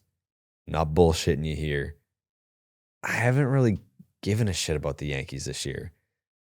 Like, it's easy to pick on Cam because it's easy to pick on Cam. But as far as, my normal baseball viewing experience, like if I'm up here watching games, very seldom do I put the Yankees on. I'm like, I don't even fucking care what they're doing. Like I'm more interested in looking at the pitching matchups around the league and being like, oh, like this is a good matchup. I'll put that one on. But it's like, oh, like the Yankees are playing the fucking who's like an irrelevant team? The Rockies, I mean. But I would watch for like Hunter Goodman. Yeah, a team you wouldn't watch. The Giants. The Reds. Nah, I'd watch for Raffy. I'd watch Mets for are Ellie. terrible. I mean, there's guys on bad teams. I don't know. Yeah, there's guys on bad teams. I don't know what you want from us here. The Angels. You watch all the Angels. games. Yeah. Respect Brian's effort, John. Yeah, like if they were playing the Angels, I'd be like, I'd rather watch like a good pitching matchup elsewhere, Yeah. I'd probably watch just because that's West Coast. But I will say when, Castiggs was in the booth, and I know he's still doing it a little bit, and Dave O.B. likes giving those updates on Yankee scores, they don't, and I don't want to say they don't hit the same in some weird way because it's Yankee scores, who cares? But I don't, like, my ears don't go up. It's not like my antennas go up when it's like, oh, we got the Yankee out of town score. I'm like, whatever it is, whatever. You can just kind of save it. I really don't care what it is. Like when we were growing up, I wanted to know that score every single night. And now I don't even need it to be a part of the broadcast, really. Well, don't get me wrong. I want to pass them, and I'm going to make it no, a of thing course. if and when it they matters do. more now. Yeah. Matters more after 15. It genuinely didn't matter the first half of the didn't. season. But even the last handful of years, it's like, oh, yeah, you can give me the score, but it's just, I don't know, it didn't quite hit the same where big picture wise, I'm never worried about them going to win the whole thing. So it's like, if we got to play there, got to play here, I still feel decent about the Sox chances. Yeah. More than Do fair. you feel like you should feel stronger based on how last year ended? Not really. What do you mean? Like they ended your They season, eliminated so you you. want to avenge it? I don't give a fuck. Yeah, but like neither season ended up that mattering series for either was team. fake as fuck, and if Duran just catches a fly ball, you sweep them. Like the Red Sox were the better team, and then obviously like Schlittler shoved his fingers up your butt in Game 3, but that game never should have been played. Like he never should have gotten the opportunity to have that moment. It should have been 2-0, move on, and probably get dildoed by the Blue Jays. But like, who cares? And I just don't think those hit the same, T, if I'm being fully honest. Like a wild card series loss when that team then loses the next round is kind of like, it feels very play-in, and then who cares? You lost, and then the round of 64, like whatever. I'm not going to lose sleep over that. And I think they would say the same thing. Like, Schlittler stopped chirping after they lost that last series, and he did the whole Bruins thing and everything, but it's not like he was like chest high when they lost to the Blue Jays. Whoosh! It's another podcast, which means another baseball lifestyle T-shirt that I'm gonna be wearing. This one, Train asked me earlier. She was like, "What is that?" And I was like, "It's a baseball lifestyle shirt." And she's like, "But there's like a tiger on it."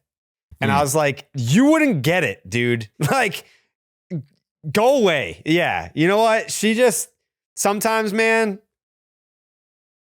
Ladies, come on. What I think it's a lion. Is this a tiger or a lion, Steve? What do you got? Leopard. That's a lion, right? That's I think a lion. it's a lion. Yeah, I think it's a lion. Needed Coley there. We're going lion. I think it's a lion. Yeah. Puma. Yeah. You want to know what the difference is? You don't want to like the explanation? It's because you're lying if you don't love baseball lifestyle 101. You know what I'm saying? Oh, folks. Let's talk about a brand that I'm genuinely excited to be partnered with. I don't care if I start to have the reputation of you. Do you wear anything but BL 101? No, dude. No. No. Like if it was like a wake or a funeral, maybe. But I don't know. Like they have really comfy like joggers too. I think the lion works. Yeah, like that too. You could throw a blazer over this, but also they have the they have like the joggers that would be, I think, wake appropriate. You know, they're very comfy, stylish, professional. Coley's been wearing the short sleeve hoodies from BL 101. Can't get enough of it. That's Yeah, all I want to Jay wear. has been wearing the hats. Yeah, he's been wearing everything, man. We've all been wearing everything. And so have a lot of other folks because they have served over 500,000 customers. They are also stocked nationwide at Dick's Sporting Goods and Academy Sports. And obviously, we partnered with them because we like to wear their clothes. So it just made sense. It's like, oh, we already own some and we already wear it. So if we partner with them, we can get more of it and it's encouraged to wear it all the time. Yeah. Yeah. Sign me up. Sign me up. They've got tees, hoodies, and hats that you'll actually wear off the field. T, how often are you on the field, man? You know, every single day of my life. Yeah, baseball lifestyle. They offer youth through adult, the whole baseball family. We're thrilled to be partnered with them. New collections drop every Friday at 1 p.m. Eastern, and they're limited. So when they're gone, they are absolutely out of here. And if it's your first order, you can use the promo code SECTION10 for 20% off at BL101.com. Again, that is promo code SECTION10 for 20% off at BL101.com. It's more than a game. It's a lifestyle. Whoosh. No. All right. Huh? Am I not next up? You are, but Yeah, but it's not. It's a set of 3. It's you're right it's into a set it. of 2. No, it's a threesome.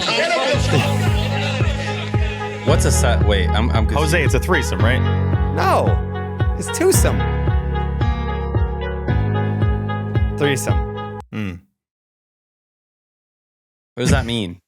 That means that it was like, We're it's doing all supposed to of be like whoosh, ad into an ad, then whoosh back to the show, then whoosh, I did the ad, and then it goes to you, and then apparently there's another one, and then it's a whoosh. We're just doing, it's simply put, we're doing these 3 in a row. They only need 1 whoosh. Jared already did the whoosh. Yeah, I did the whoosh, yeah. So I just got to take the whoosh back. Yeah. Yeah. Okay. Fuck the whoosh. Yeah, unwhoosh for me real quick, T. Sure. We're back here with Awaken 180, and I didn't realize how much of my day was spent negotiating with food until the negotiation stopped. What can I eat? When can I eat? Did I mess this up? Every meal had a pregame show and a postgame breakdown. Just over a month into Awaken 180, I'm down 25 pounds. I've lost weight every week, and food takes up less space in my head. The app gives me the numbers, whether it's calories, protein, carbs, and the plan tells me what to do. Every Friday, I met with someone from the Seekonk location who looks at the picture, can kind of give me the game plan that I need to work off of. Last week, it was Jenna. Shout her out. She gave me tips, showed me where I could tighten things up, and sent me into this next week with a better approach. That's what I like. It's not one person handing me a plan and disappearing. I've got a team working to help me succeed. My cravings are way down, I'm sleeping better, and I'm down a full shirt and pant size. Awaken 180 is medication-free weight loss with free support for life. Awaken 180 Weight Loss, the official weight loss company of the Boston Red Sox, awaken180weightloss.com. Life insurance isn't about expecting the worst, but it's about making sure the people you love are supported no matter what. Ethos makes getting life insurance fast and easy 100% online. These days, Jerry, I feel like I'm 100% online. You know what I mean? Does it feel like that for you? Probably. No, not anymore. No. You can get a quote in seconds, apply in minutes, and get same-day coverage. There's no medical exam. You just answer a few simple health questions. You can get up to $3 million in coverage. That's a lot of coverage. Some policies are as low as $30 a month. Ethos has 4.8 out of 5 stars on Trustpilot with over 3,000 reviews. Protect your family with life insurance from Ethos now by going to ethos.com/section.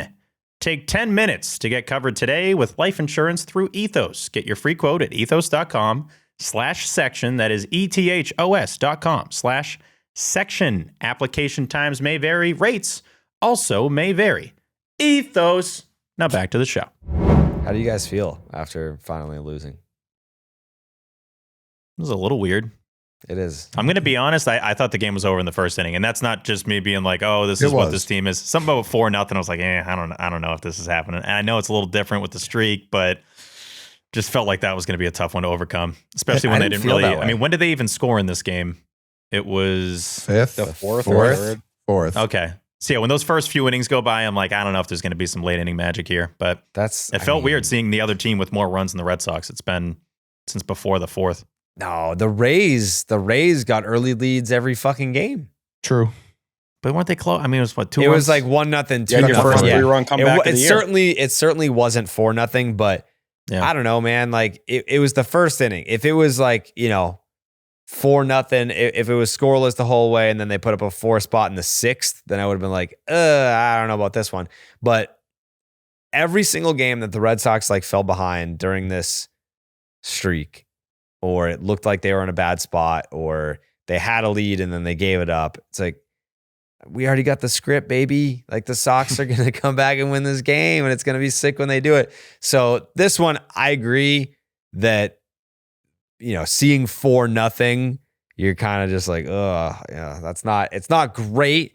But my first thought was, this is, they're trying to give us an extra jolt. Like you go down 1-0, 2-0 to Tampa. Sure, you can come back from that. And they did, like, promptly every single time. Like there was no drama behind it. Like they would just come back and tie the game or take the lead. 4-0, I was like, all right, like we're gonna do the long The long comeback where, you hold them to 4, maybe you put up 1 in the 3rd, you score 2 in the 6th, you tie it in the 8th, you walk them off in the 11th, something like that. That's where I thought we were heading. And it was entirely possible, especially because that run that they scored in the 4th inning, it was like, all right, like it wasn't like, pass ball, they scored. It was like, all right, bang, Massa, bang. And yeah, it was, I didn't give up. Which is different because I've been giving up all year. Yeah. If it wasn't the second half of a doubleheader, I would have been more optimistic. Sure. That plays into it big time. And I think just mentally, this can kind of drain you a little bit where it's just like, we got to keep winning. We got to keep winning. We got to keep this going. Like Durbin was talking about it. I think last night, all these games blend together. Every moment kind of blends together. But he was alluding to how, when they got 2 or 3 wins away from the record, it's like, oh, we're thinking about it. We're talking about it. Like, this is definitely something that's on our radar. So at that point, it's like, once you get to it, I think it can be a little bit of a release where it's like we tied the record. So it kind of takes a little bit of the pressure off, but it can also add more on that you got to win 1 more to set the actual record. You could tell Willson wanted that bad. And not like they all didn't want it bad, but the fact he gets like 1 hit there, he's like, let's go. I'm like, oh yeah, it felt like a different game than most that you'd have on July 22nd. So I'll give him credit for fighting, but it felt like they were kind of out of gas by the night game. Durbin said they've been playing playoff games. That's the way it feels for them, and that's the way they're reacting coming out of the dugout. But at the same time, like Eduardo Rivera, appreciate it. Thankful for what you've done for the most part. Really, the last 2 outings haven't been great. You started him today because Ranger Suarez wasn't ready. That's hopefully going to change. He was under the weather, seemingly a little sore as well as they were trying to figure that out. But that shouldn't be something we're thinking about moving forward. I think now it's just going to become more of a conversation whether they chase a rental starter at the deadline or someone who's very fringe back of the rotation type that they like, which I don't think is something they should rule out at this point in time because Bennett has officially thrown more innings than he did a year ago. Toley's going to pass his innings total in the next start more likely than not. And Connolly early throwing doesn't look like August. Maybe he'll be ready at some point during then. And I don't know how much confidence they have in Patrick Sandoval during the stretch run as a whole. You know who I wasn't worried? Great book. Who I wasn't worried about in this game was Brian Bello. That was the guy that the second he came in, I'm like, okay, well, this number's going to stay at 4. That's just how it's been. Bullpen Bello, he's got to have like an 07 or something like that coming out of the pen at this point. It's crazy. The amount of times you look at the box score and you see either 1 inning or 2/3 for whoever started, and then it's always followed by a Bello like 6 spot with a couple hits, no earned, and like 7 Ks. He has done this time and time again this year. So I guess, Jerry, to the point of them having a chance, I felt best about Bello being in the game and at least keeping it at 4 and giving them a chance to come back. But when you have those first 3 innings go by and nothing's on the board, I'm like, I don't know, this is going to be a tough one. But it is cool. Like you can always say no team has more consecutive wins than the 26 Sox, and that is the most stunning line I think I've ever said on this show, considering how a season went. For Bello, I think he should factor into this rotation conversation. I don't know why you'd start Rivera in a game over him at this point in time. Yeah. No offense to Patrick Sandoval. I'd probably give Bello the start over him as well. I think Sandoval would too. Yeah. Brian Bello has 6 relief appearances. That's it?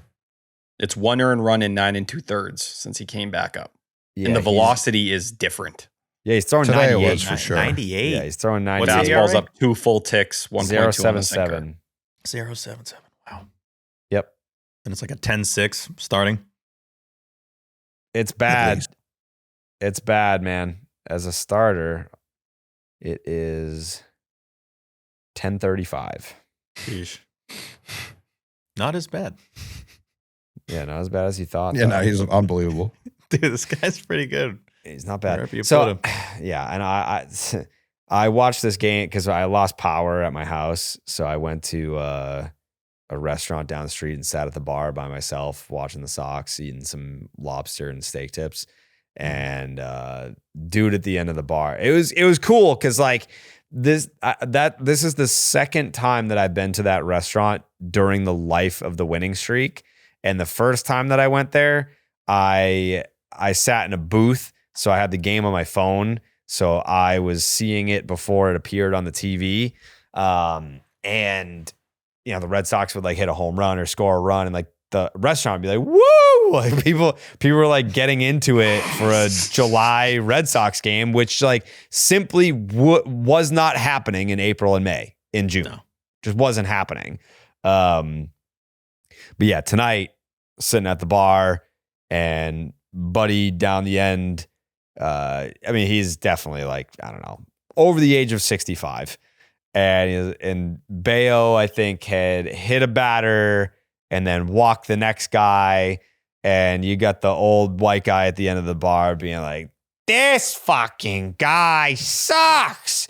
Get him out of there. It's 4-0. He's got nothing. Take him out. And it's like, who wants to tell him that he didn't start this game? Like, those are not his runs. Yes, like, yeah, ideally you don't want to hit a guy and then walk the next batter, no doubt. But yeah, I think people at this point are kind of looking for a reason to bash Bello when bullpen Bello has been great.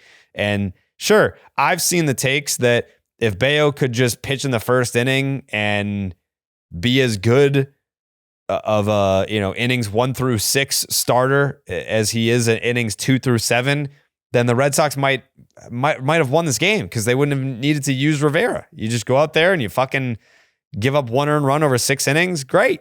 That's fantastic. We'll take that every single time from you. But for whatever reason, it's a thing. He can't pitch in the first inning. He's got to be innings 2 through 7 instead of 1 through 6. And yeah, unfortunate, but I mean, it's the end of a winning streak. It's not the end of the fucking world. Yeah, that was a good place to leave it. Yeah. And you know what I don't like? The phrase where it's like, start a new one tomorrow. Shut the fuck up. Like, just play good ball. Just play well. In this league, you certainly don't need another 15-game winning streak to compete. You can honestly be 500 the rest of the way and make the playoffs. So show your new norm is being a good baseball team. That's it. Yeah, all you're asking for. Just show your new norm is being a good baseball team. Again, please. Yeah. For me, T, play good defense, continue to pitch well, timely hitting, and you'll be just fine. The line moving. That's all I want. The ball. I want good pitching. To Tucker. You can give the ball to Tucker. Yeah. Good pitching and just get it to the next guy in the lineup. Yeah. And then all of a sudden you'll look up and Willson's up with a couple guys on and that thing's getting crushed. That's all you need. I mean, if they want to win 15 in a row again, I won't tell them not to. I'm down. Oh, no, Certainly I won't down. have any issue with it. No. Don't put in the newspaper that I said don't win another 15 straight. Yeah. It's what it sounded like, so I'm glad we clarified. Yeah, it's not mandatory for me, but if they were to consider it and carry out the act, I'm not going to sit here being like, why'd you go ahead and do that again? Steve? I'm going to give out 10 large pizzas if the Red Sox win 15 games in a row again. 15 large pizzas. 10. Well, yeah, fine, 15. One for each 30, come on.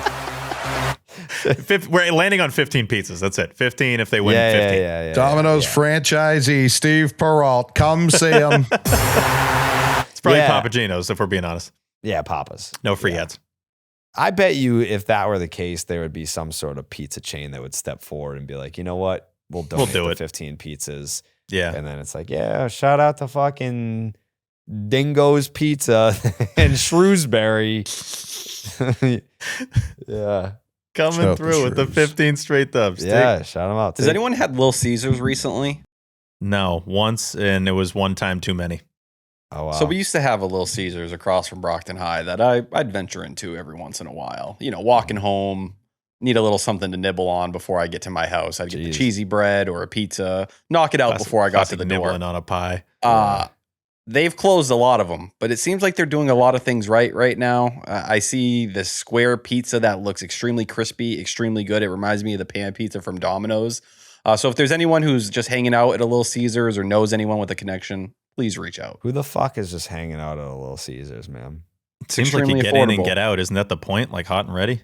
I also want to try out the fact that if you show up 5 minutes before closing, they'll just give you all their pizza instead of throwing it away. I am curious about that as well.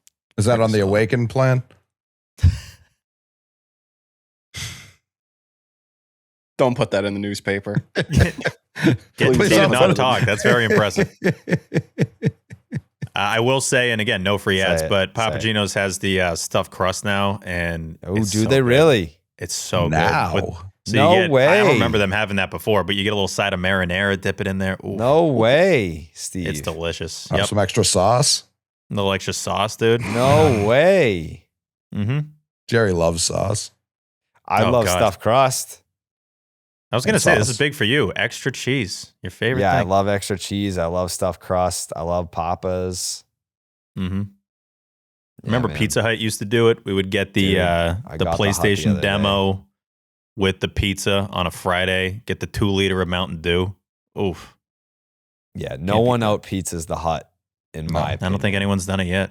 No. They're not really coming close. No. People are trying, though. Like, that's the crazy part. Yeah, it is weird that they keep trying. It's kind of insulting, but also a welcome challenge. No, the Hut backs down to no challenge. Yeah. Section 10 night is going to be on September 8th this year. RedSox.com/Section 10 for the tickets. Section10merch.com. We've got the Venezuela. Have I said this on the show about wanting to do like a check presentation on Section 10 night? You are now. Here we go. Yeah, I want to do that. Yeah. So here's the thing that we're doing, or here's the thing that we're planning on doing, is we're going to be auctioning off Section 10, taking you to the game. The proceeds, I guess there's it would be all of it because we're not paying for the tickets from my understanding. The money from the auction will be going to Dana-Farber. So there's that part of it. And then we have the Venezuela Section 10 shirts on section10merch.com.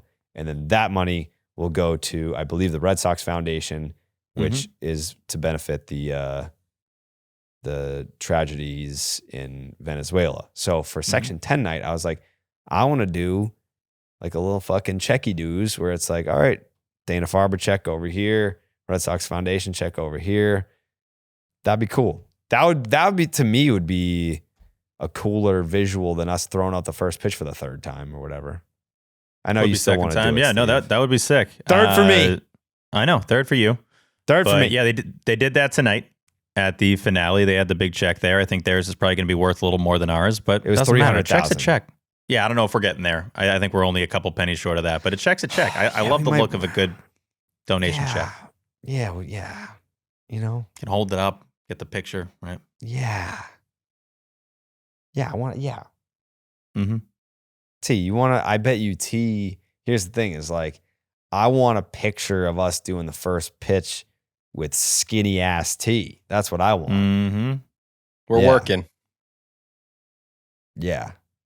You look great. I'm seeing Jose's hand up. Jose? Thank you, Steve. Shout out to Section 10 listeners because as the local Venezuelan of the podcast, I greatly appreciate you guys going out and buying the shirt in droves, supporting all those out in need. Obviously, I have family there still, so all the support is greatly appreciated now, no matter how big or small. There you go. Section10merch.com. Boom. Okay. Any other thoughts from this series? I got one. Yeah. It wasn't really from the play on the field. It was from the booth. Oh. Dennis Eckersley being back in the booth, even though it was a quick half inning. Don't we have people stay for innings? I feel like Stat Masterson stays for a full inning, and we can't get Eck to stay for a full inning. But you let Eck do whatever. It's not like they were like. You think Eck said? Eck probably said whatever the hell. He's like, I'll give you half.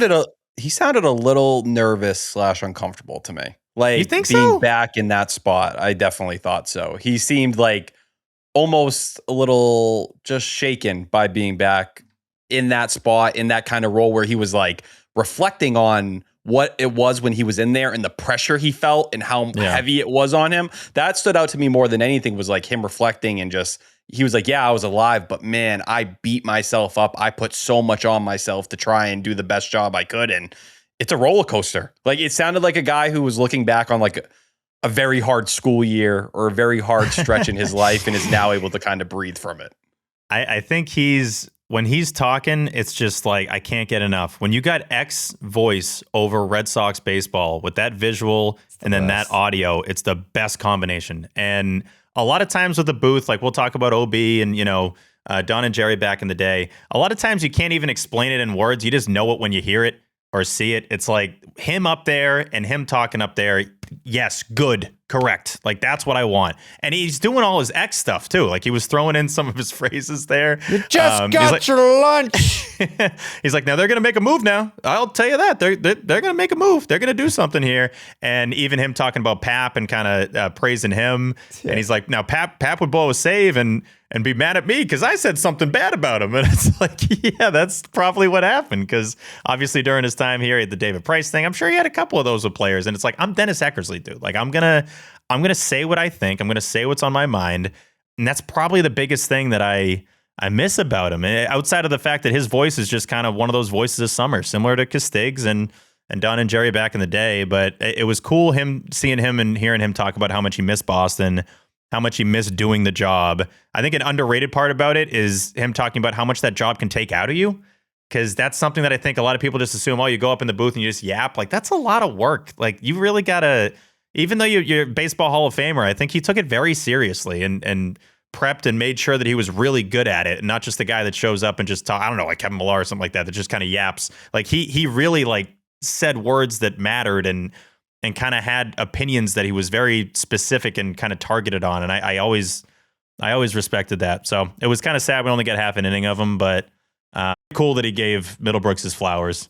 I thought that was really neat. And I'm sure that mattered a lot to Will too, because it's hard to just come in and replace somebody like that, or at least be in the seat that dude was in before. And I know Will say like, oh, that's a beautiful thing. A lot of times I kind of think that's a hat tip to Eckersley because he'd always mention that phrase. So it's really cool seeing him in there. And I do miss him dearly. Yeah, dude, it's to go from Remy to Eck, like we were spoiled, man. Like I love Middlebrooks in there too. Him and Lou are perfect. I wish we could get both of them with Dave O'Brien regularly. Give me the 3-man because I think it's the perfect blend. What, Will, Lou, and OB? Yes. I think Lou and Will come from baseball, both as players, but in a way where they can talk the analytics, but they can also talk the feel stuff. They get Dave to loosen up a little bit when he may need that. They can joke, they can laugh and have a good time, but they both genuinely care and you can see how much they care. And I love that they're putting out the Nesson video every time we get a big moment of the booth now, but you see how much it means to those guys. And to me, that's all you ever want as a fan. You want to feel like they're living and dying with every pitch, like Eck talked about, and those guys are. Lou's sitting at the fucking game tonight. And just like he drove his son and I believe his friend to the game. They were talking about it. Shout out his son, hit a home run today. Mason. I heard they mentioned that. But to see Lou, he cares that much. Like this is his job, but even on an off night, he's sitting there fucking watching the Red Sox game at Fenway Park. Like that's what it's about. Lou's a sick bastard, man. Like and we see it behind the scenes. He's everything that you want your Red Sox broadcaster to be. Just like a sick bastard that loves this team.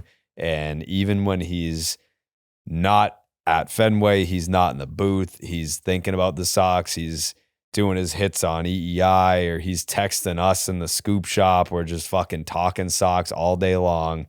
To some people, it is just a job, and that's fine. Like, there's nothing wrong with being a broadcaster. And it's like, I do college basketball. I do NFL Sundays. Like, this is just where I landed. That's the gig I got.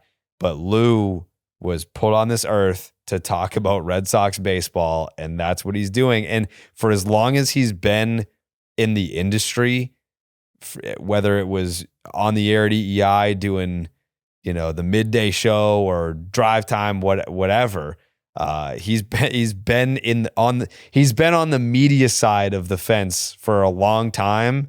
We're now just seeing him reach the part of his career where he's doing exactly what he wants to do. You think he wants to sit there and talk on the radio for 4 hours a day and talk about fucking Celtics and Bruins and Patriots? No, Which he was great at, by the way. for a guy he was that didn't great play at it. those sports. He was great at it because he's a Boston guy. I mean, you have to know the sports, love the sports, whatever. But his dream is to be at Fenway all the time, to watch the Red Sox all the time, and to talk about the Red Sox all the time. And he's doing it. So that's another thing. Like just having the season turn a corner and they're actually good again, you get to see a different energy from Lou. He's like, he's alive again. Like you don't want angry Lou. You want happy Lou. How do you get happy Lou? Win baseball games at Fenway. There have been some times kind of during the tough days of this season where Lou would try to stay positive, but we know Lou well enough where I'm like, I know you don't think they're coming back. It would be like 3-0 in the first, or even God forbid 2-0 in the first, and he'd be like, "Hey, a lot of ball left." Well, I know the second it goes to break, he's like, a couple hits together, and what is this? There's no way this is over. And that's still when it's not like full summer yet, and the sun was still up, and you'd know the game was over. So credit to him for always keeping it real. But yeah, to your point, too, with the booth videos. I always miss those videos, man. We haven't gotten a lot of those in the last handful of years, and Middlebrook's kind of leaned into it too. And I wouldn't be stunned if Will had seen the Lou one. He's like, all right, I got to give a little extra juice here and be like, can you believe it, Dave? But no, that was real, and I think they like seeing it from Dave too, because you know your partner very well in that booth. Like we all know each other very well, our tendencies and all that. When you're doing that many games, you know when they're really into it, or if they're really just kind of saying stuff to fill air. They know Dave OB is feeling it right now, and they're trying to ride the hot hand. So it's cool to see.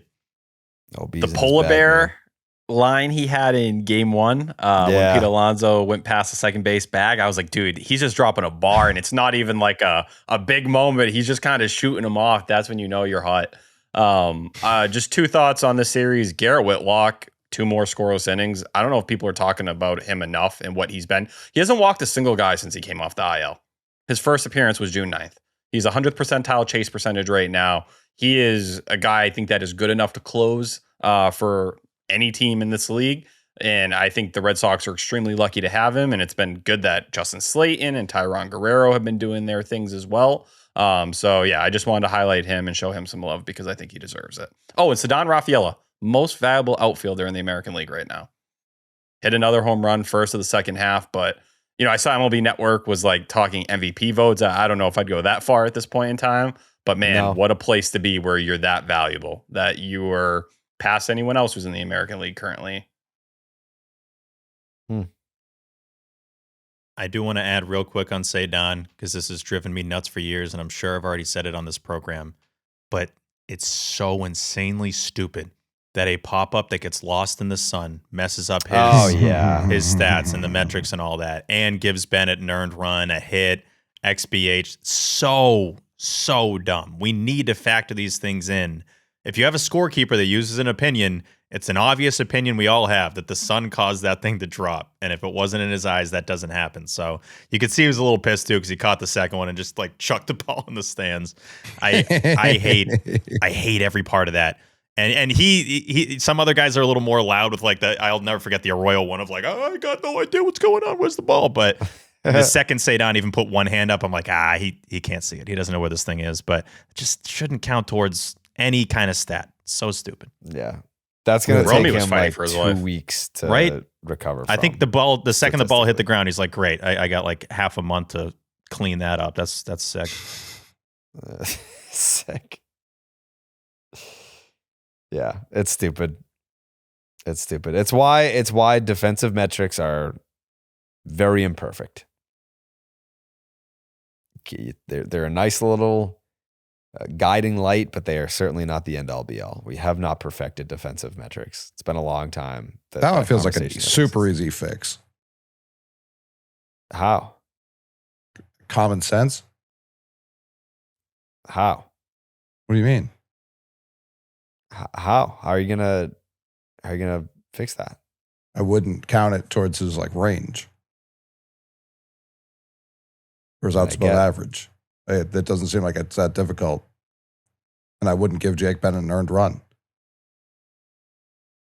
Yeah, that 100th percentile catch probability. That's going to be a... That's what I mean. Like, like the sun is a factor. Yeah. I was more shocked he didn't get you're the ball gonna like in the you're gonna have triangle. guys like faking the sun. No, you're It's like, not. I don't know. You just simply will not have that. Like, no way I'm going to catch this ball. Hold on, let me just fake this real Like, quick. who There's would no fake way your that brain would one? work that quickly. Who would have faked that one? Like, I could catch this. What I'm does just it not do going for to. you? What are you getting out of it? 50 feet away, and you're like, the sun. That's what I mean. Anyone I don't else even know seeing the, this? I don't even know the benefit to doing that, but it'd be odd. If you think you're not going to catch the ball, But then you wouldn't get it anyway. You know what I mean? So it's like that's going to count as a missed ball anyway. Right. You're saying like if they had the stat or the sun doesn't count as anything, like you're still going to miss then that ball it doesn't anyway. hurt your defensive metrics. You're like, This I'm not one going to felt- catch that.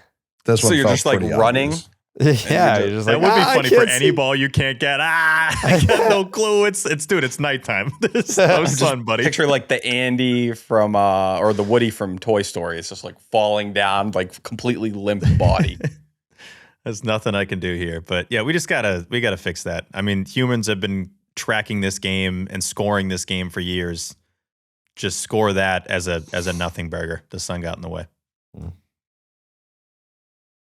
Okay. Anything else?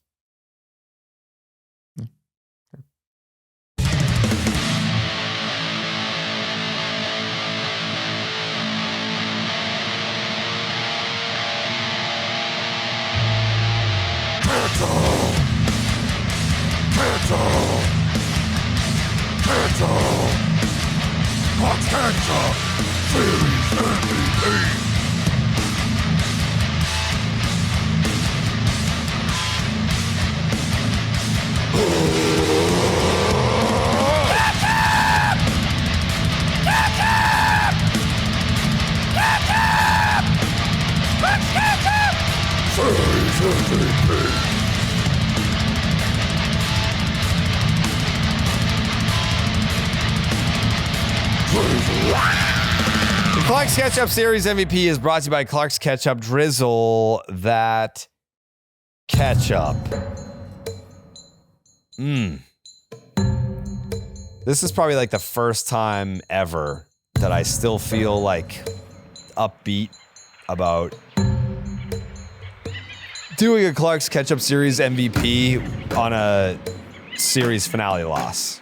It's like they won today. Yeah. Like 15 was today. True. It doesn't feel like it, but it was today. Anyways,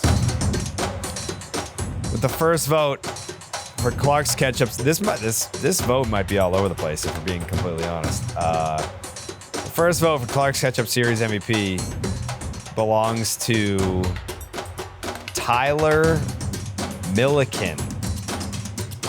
I'm going to reference a tweet from Jared today. What'd you tweet about Caleb Durbin when he had that 2-run single? Me? Yeah. You said you were going to touch me. Durbin without RBI? Yeah, I think I'm going Caleb Durbin here. The big home run in the first game, which to me, I know Will Middlebrooks was talking about his favorite moment of the winning streak being that Willier homer. I think it is a great one. I think the Caleb Durbin one was just as exciting. It felt just as improbable, and especially the way that first game went where I don't know what the Orioles were doing defensively, but you had that magic going on again. I think Durbin, it just kind of represented everything that's happened since he got that little breather at the end of May, and he's been a completely different player since then with a 900 OPS. We know what he does defensively all the time, and I know in the third game, that weird play in the first inning does stand out, but that home run to me is probably going to be the moment from the season that gets replayed the most. In terms of packets, they could go to a lot of people. Willson Contreras, let's throw one to you. You definitely deserve it. Ceddanne Rafaela, enjoy. The bullpen, once again, give it to those guys. Chapman, Whitlock, Slayton, just showing up again and again and kind of taking it to another level. Chang for making a couple huge defensive plays as well. And I'm going to give a packet to the fans for going and doing something at Fenway Park that hadn't happened since 2016. Like, that's fucking unreal within itself. So, yeah. And I'll give a packet to Sonny Gray. I like that he had a leadership moment after the game as well. You know what's interesting is Willson Contreras doubled up the next closest guy in terms of hits in this series. Willson Contreras had 6 hits in this series, 2 doubles, Drove in a couple runs. Sadan had 3 hits. Durbin had 3 hits. Massa had 3 hits. I don't know. It's weird. It didn't feel that way. Also, I got a big kick out of what was it? Like the 7th inning maybe.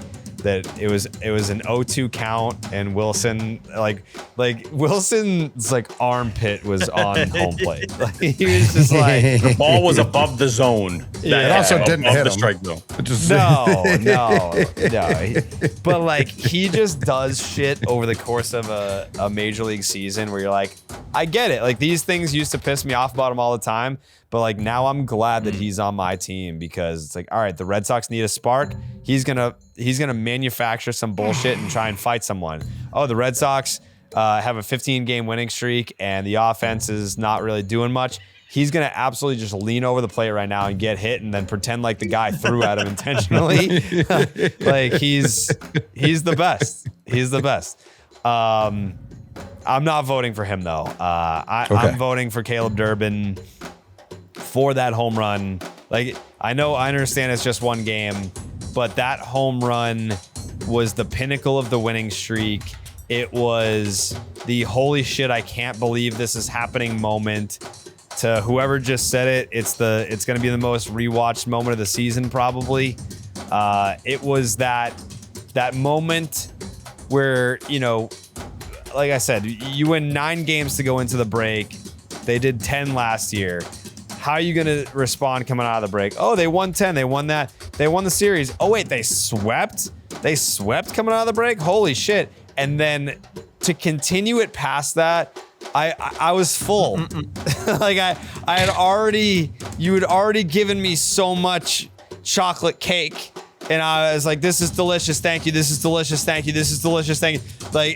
And once we got to 14 wins with a game-winning home run in the 8th inning at Fenway Park with that atmosphere, I was like, I'm on cloud 9. I'm on cloud 9. And it was Caleb Durbin that not only provided that moment, but won that game.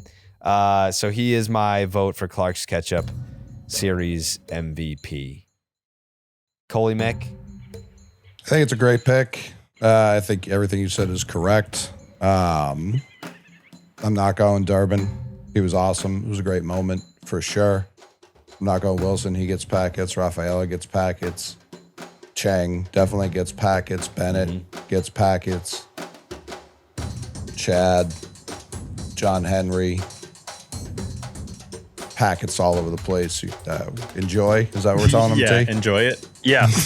Enjoy the packets. And when we talked about this guy has the most RBI in the American League named Jaron. So I knew you were going to do this. I'm going JD. I mean, he's playing some good defense out in left. He's legitimately contributing every single game. I'm not doing it to be a dickhead. He's contributing every single game in a way where, you see how they lose today. They only scored 1 run. If they're going to keep winning games, not necessarily all in a row, they're going to need people like him to remember how to contribute in a meaningful way. You went Durbin, T? Yes. Steven? Yeah, packet to WC40 for bringing the energy in the opener, bringing the energy throughout not only the series, but the entire season. He has really been the spark plug and just the center of attention when it comes to the 26 Red Sox. Packet to Wally for doing the ketchup guppies. Yeah. That was incredible. Everybody was posting that. He did the 10 and then he did the gups. I was like, no way. Wally just did the guppies. Packet to Chappie for tying Dennis Eckersley on the all-time saves list. Kind of cool that Eck was in the building for that. Also, pretty damn impressive by Dennis Eckersley to have 200 fewer relief appearances and be 9th on the all-time saves list. That guy was an absolute stud. Packet to the fans. Just a really fun stretch here. I feel like we all had the same concern coming out of the break. Oh, we got the longest homestand of the season coming up. Is this going to screw things up? They've gone 6-1. They still have 3 more, but 6-1 so far at home is not what I saw coming out of the break. But my guy had the biggest swing in game 1 of the series. He got the scoring started in game 2 of the series. He continues to have a great glove. The baseball world was watching that Monday night. I know it was a Nesson game, but I feel like a lot of people, maybe some casuals, some regulars, were like, how many teams have they swept in a row? And you're coming off a weekend. You're like, what the hell's going on in Boston right now? And so they were introduced to the greatness that is my Klark's Ketchup Series MVP in Caleb Durbin. Wow. Caleb Durbin, brother. Oh, Coley. One person who I forgot to give packet to, and you can honestly toss me for forgetting him. Shout out Dan Peralt for enjoying that moment with us on the stream. Very impressive. Just excellent job by him. Congrats to him on the new teeth. Shout him out. Good work. You got new teeth? Yeah. That's well, you'd know if you were there. I was there. Not for DP o'clock. No, I had the views. I had to. I mean, I still gave it away, but they were like, "Oh, mute, you're giving it away." Mute doesn't matter when the dude's jumping up and down off the couch. It's like I wonder what it's happened. a light show. Actual light sirens going off. I wonder what happened. Yeah. Fuck, strike 3 again. Yeah. I mean, I enjoyed it. Anyways, so the rest of the panel we go. Wait, so you went Durbin, Steven? Yes. Okay, that's 3 votes Durbin, 1 vote Jaron Duran. Chris Cotillo. Let's see. Oh, I know. He voted for TMFF. Tyler Milliken. Is that what that is? That is what it is. Tom Karen. I know. TC, we hear you, TC. Was that 3-2? TC's mad. TC's mad. And he should be. So TC went on vacation, and we had a template that didn't have him on it because he wasn't voting while he was on vacation. And that's the template that went out. So he was like, "Where the fuck's my vote?" Because we did read it on the pod. We read it on the pod. Yep. Oh, yeah. We read it on the pod. It counted. Yeah, like it counted towards the vote. It just wasn't on the graphic. So we apologize. It was Tyler's fault. Oh. TC's voting for Aroldis Chapman. Chappie. Wow. Give me Chappie. Dave O'Brien. He votes for himself. He's like, I've been crushing it lately. Yeah. He voted for the Durbinator. Oh, yeah. Jemai Webster. He said, I'm going Caleb Durbin on the strength of what he did to begin this series. Super fair. I believe Lenny voted for the whole team. The Sox? Yeah, he said team victory. Okay. Yeah. They were good. Klark's Ketchup. Yeah, I think he voted for the whole team. So he's going Sox. Middlebrooks. What did he do? Will Middlebrooks. I want to say he did not vote for Durbin. He voted for WC40. Okay. What was the Ketchup crew? Ketchup crew, we have Caleb Durbin at 69%. Nice. The Red Sox were in second with 10%, tied with the Streak at 10%. Okay, so the Sox got votes. Sox did get votes. Just confirming, Jemai was Durbin, right? Yes. Okay. And Loomer, Durbin. Okay. That brings us to Will motherfucking Fleming. Here we go. What the fuck is up, fellas? Little bittersweet, little salt, little vinegar in the Klark's Ketchup, but that's not what I'm here to talk about. Would I have loved it if we set the all-time Red Sox record, 16 games in a row? Sure. We were all praying for it. We were hoping. It didn't happen, but that does not diminish what has just happened over these last 3 weeks. There's no other way to spin this. I want no negativity. None. 0-0. The Red Sox have just won 20 of 23 games. fuck we talking about? I mean, we got ourselves a season. We have a summer back. We got a playoff race back. The division is very much in play. You got a big lead for the second wild card. All is great in Red Sox land. Today sucked. I'm not going to get into the weeds about whether or not Brian Bello needs to learn how to pitch in the first inning. That's not what we're here to do. Game 1 was absolutely glorious again. First inning joy, 4 runs up in the first. Jake Bennett, a badass again. And there are just so many elements of this streak that define what this year is. And I think this is a certainly obvious Klark's Ketchup Series MVP. Packets to Chad Tracy, first and foremost. The tone he's set with this team is undeniable. They don't get too high. They don't get too low. Packet to Willson, Contreras.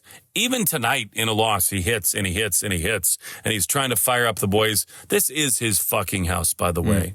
Packet to Craig Breslow. He continues to build a winner. No one can look at this objectively anymore and say that the moves weren't great. And now, yes, the focus does shift to the next chapter this season. Get another bat or two. Figure out a way to really vault this team that has earned its place and has earned the right to really push. However, other than Contreras, the guy who's driving this entire thing, the guy who every single night gets big hits, the guy who made me lose my voice on Monday night to make it 14 in a row, the guy who dislocated his finger and demanded to play the next day and hit a homer off Cam Schlittler.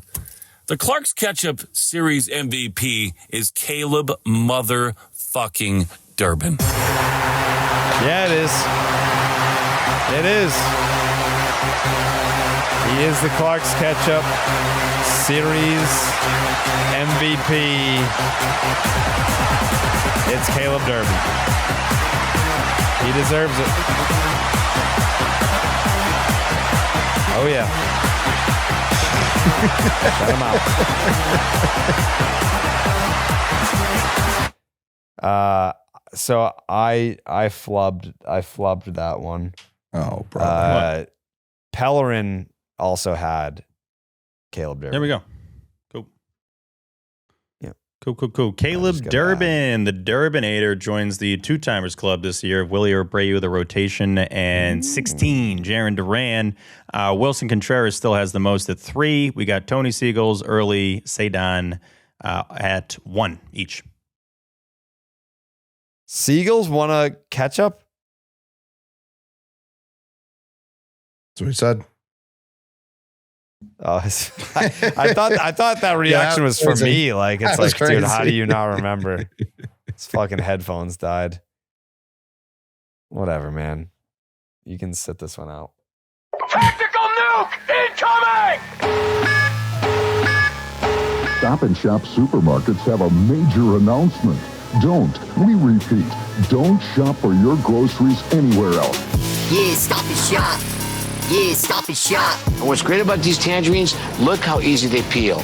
Just like that. And loaded, loaded with nutritional value. Yeah, Stop and Shop.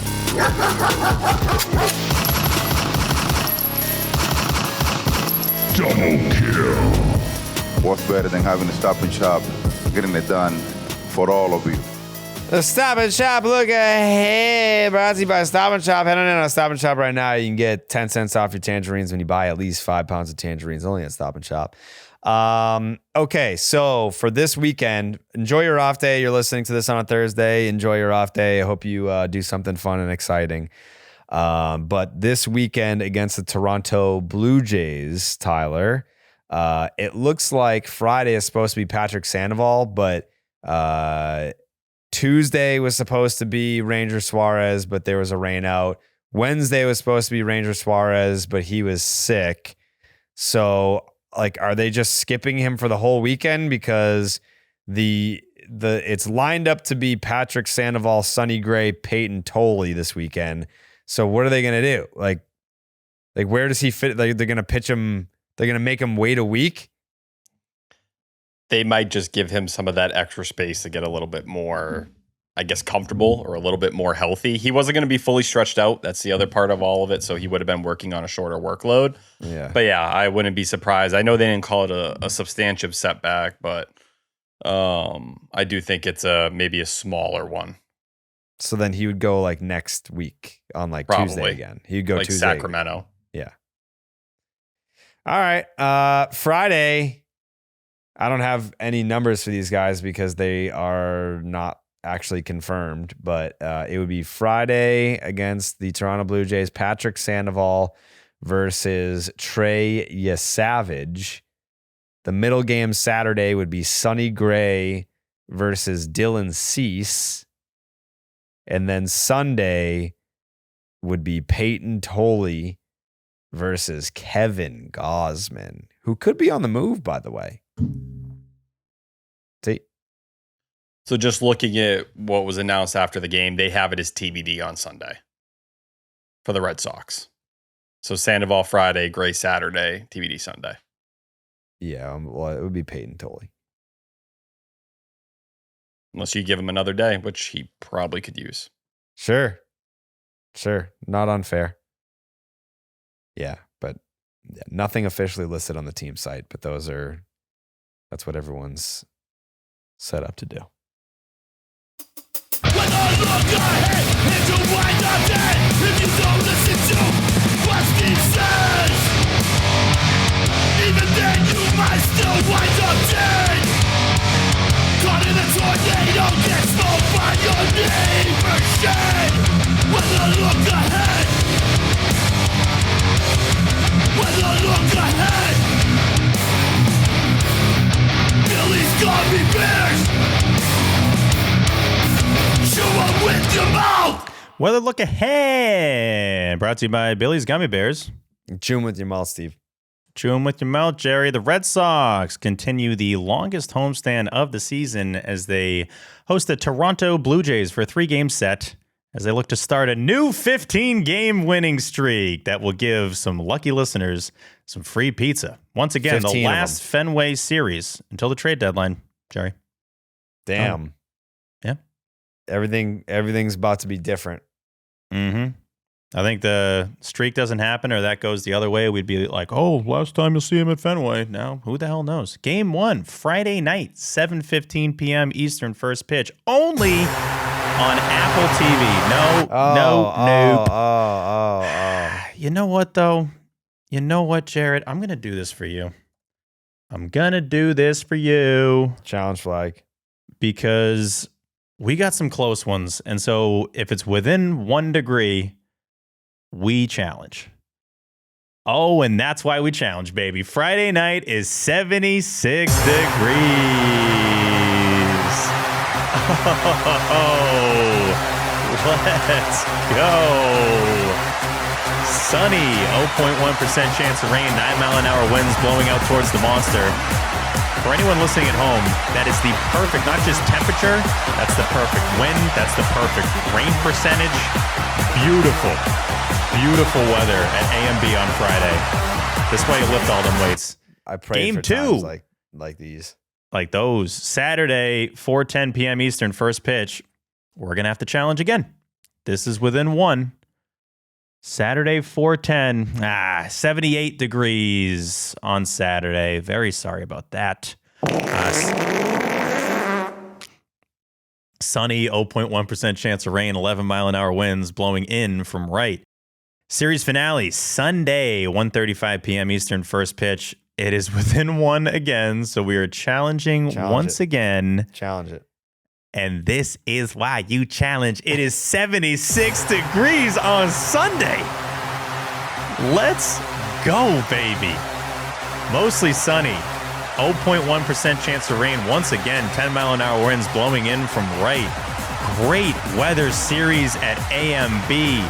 2 of them are 76, and the third one is sniffing 76. That is your weather look ahead, as always, brought to you by Billy's Gummy Bears. You chew them with your mouth. Jared. I hate to ask this question to the group. It needs to be asked. If the rain out doesn't happen on Tuesday. Do they sweep, you think? Because Ranger goes Tuesday. He's not sick Wednesday. Game 2, you had a fresh bullpen. You would have not had that on Tuesday. Chapman and Whitlock had worked 3 or 4 days. I guess, but Ranger's also super healthy. Yeah. I mean, at that point, at least, who knows how many innings he pitches, but his arm's good to go. He hadn't could have went Ranger to Bello. Yeah. Yeah. Do they sweep? It's probably 16. Yeah. Yeah. I feel robbed all of a sudden. Well, they had made the plan that Ranger wasn't going to pitch on Tuesday, even before they called because of the rain, though, right? Or am I? I thought he was under the read weather. it as the rain. Sick. I read that he was sick. No. It was the rain. Good reason. Yeah. Did you see it? See what? The rain? Yeah. Yes. It was coming down hard. It was bad. Oh, yeah. Yeah. It's pretty bad. That's catastrophic. Yeah. No. A lot of people are like, "You gonna suspend Steve?" No. I said it was gonna be bad. He told us. He fucking told us about it. Hmm. Prediction time. I got a sweep. It's starting with 76. It's ending with 76. I don't care what happens in the middle of that. 76 sandwich equals 3-game sweep. T, you gonna get your fucking skinny ass to Fenway on Friday or no? That was my plan. Why, you don't want me there? Who the did I fucking say that? I was asking. It's a bad question. Because you want me there. Yeah. I love that. In this series, give me 2 out of 3. I don't think we're going on another winning streak, but I didn't ask you for your prediction. I asked you if you were going to Fenway. I thought you were teeing me up. No. Sorry. I will be at Fenway on Friday, yes. Okay.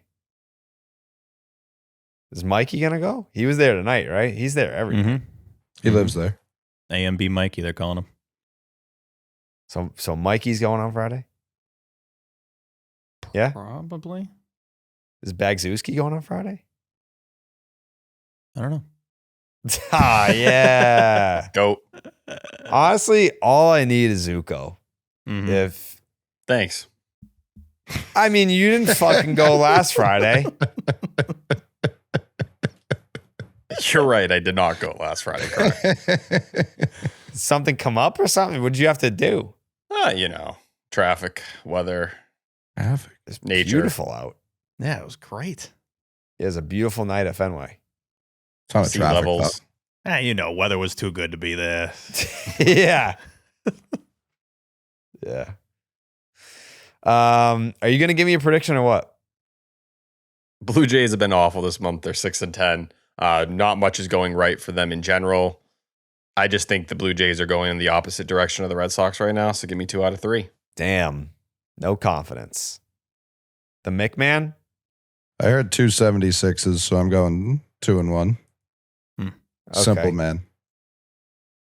Yeah, but it was a sandwich. I don't know. I'm not trying to It's talk definitely, you it's into undeniably a sandwich. There's Yeah. no denying that. I just know when I see 7-6 on the board, I see a W. Yeah, that's what I'm saying. I don't know. You got to I have just feel confidence at Fenway. Yeah, it's like a 76 sandwich, but like, do you get the aura through osmosis? I don't know.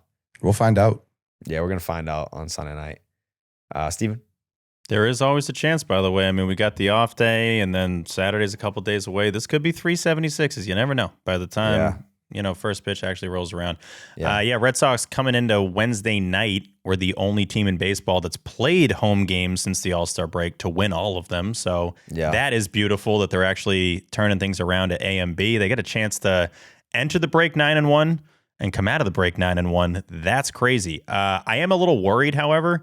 I care a lot about this. The Red Sox have 8 straight AL doubles titles heading into this year, and that is in serious jeopardy. They are 12 doubles behind the Royals. So they're in second place in the American League in doubles.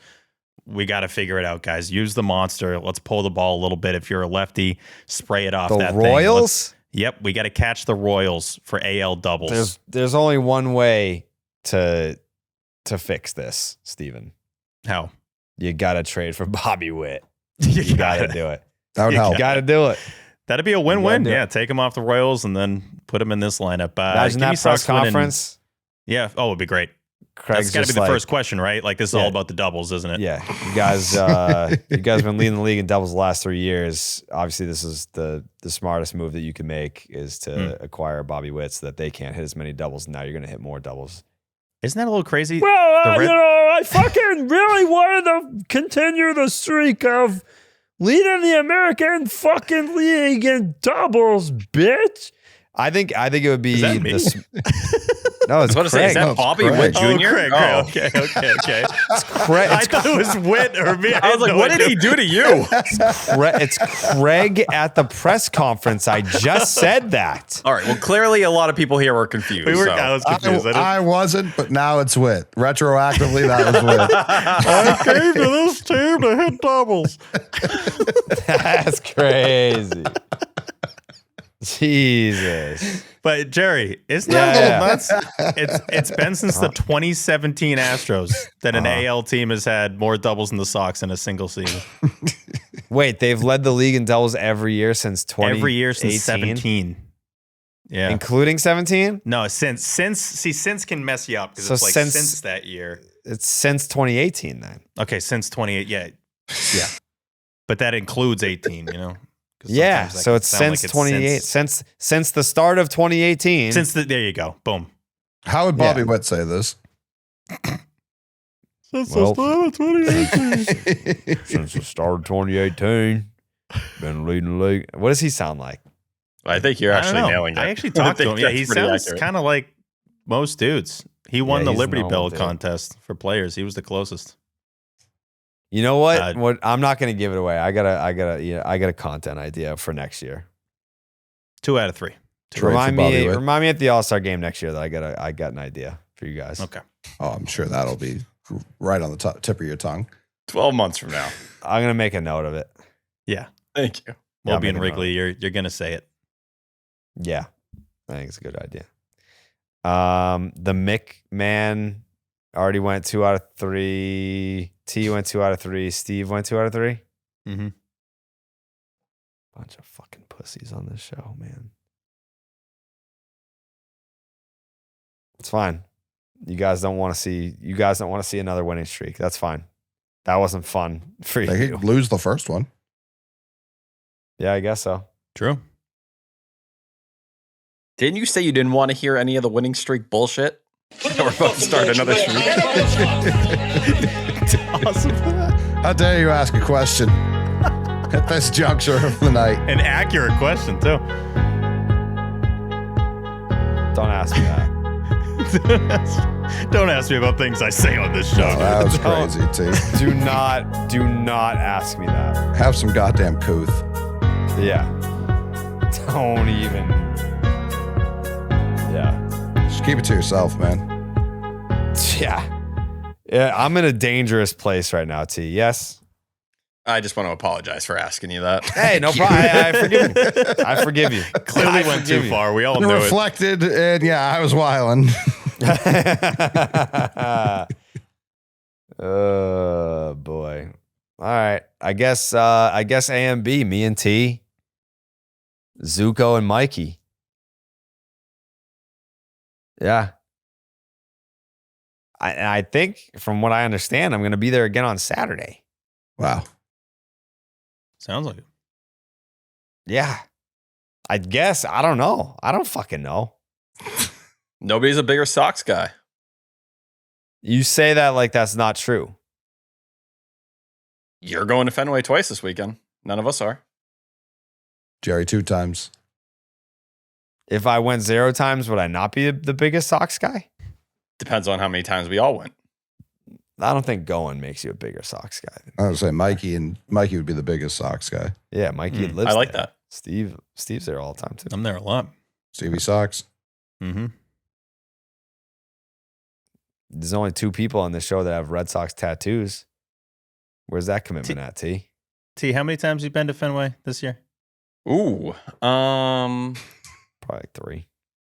Yeah, it's in that 3 to 4 range. 3 feels right though. Yeah, 3 to 4, but it's definitely not 4.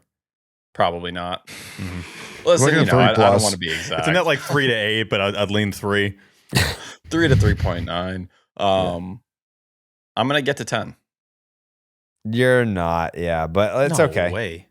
Yeah, you're at 3 and you're past the halfway point, so no. Yeah. All I'm saying math is ain't mathing for me, man. There might be a night where I appear at Fenway and I'm not with you guys. That's all I'm saying. All right, so date then night or something? you'd be just Dodging work. one ahead of the pace. If it's not a night, maybe some of that. Does Martha like the Sox? Yeah, she loves Bobby Dalbec.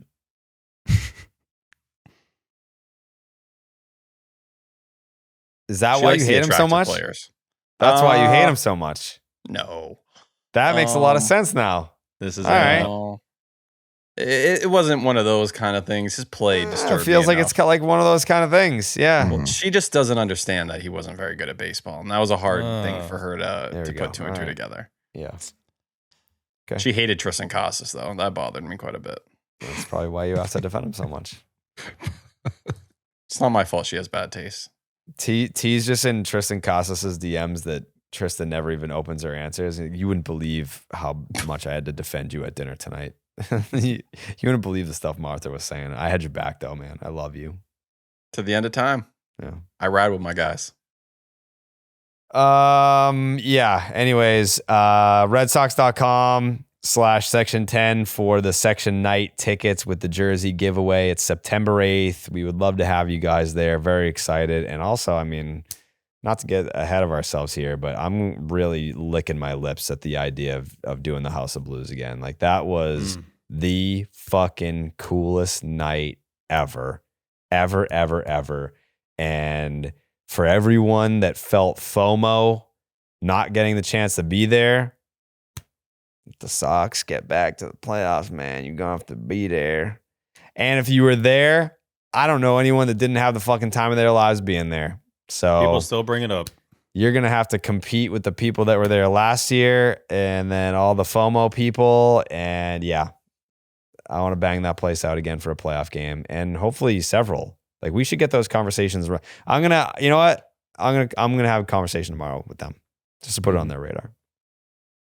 But yeah, Section 10 night is September 8th, redsox.com/section 10, section10merch.com, patreon.com/section 10 podcast. T, do you have any final thoughts? I do. I have a couple. Speaking of the Patreon. Oh, Justin, sorry.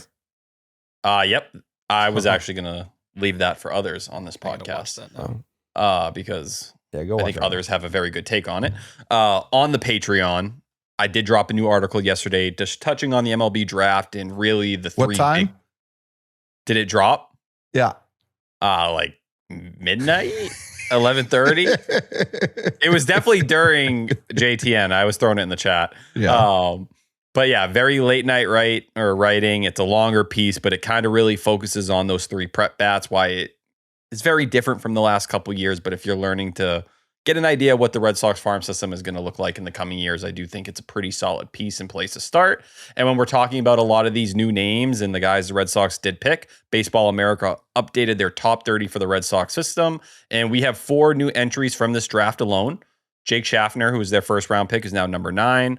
Owen Hull, who's his roommate, both went to UNC. He was the comp pick that you ended up getting back in the Caleb Durbin trade.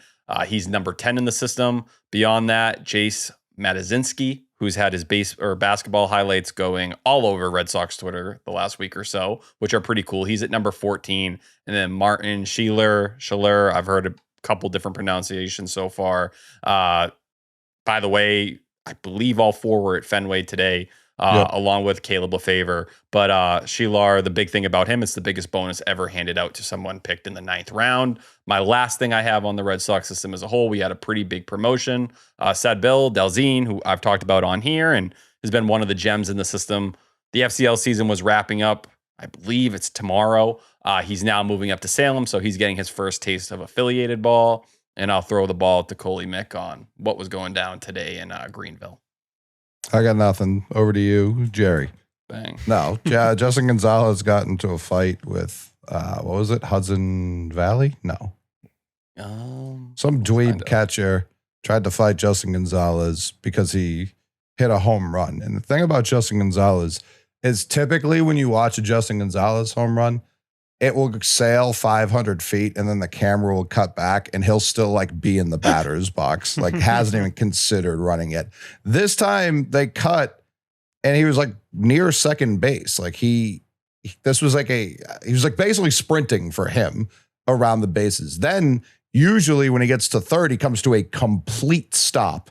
He doesn't before he touches third base, he comes to a complete walk. Like he's walking from second to third to begin with, and then comes to a stop, then touches third, then goes home, where he stops again before he touches home.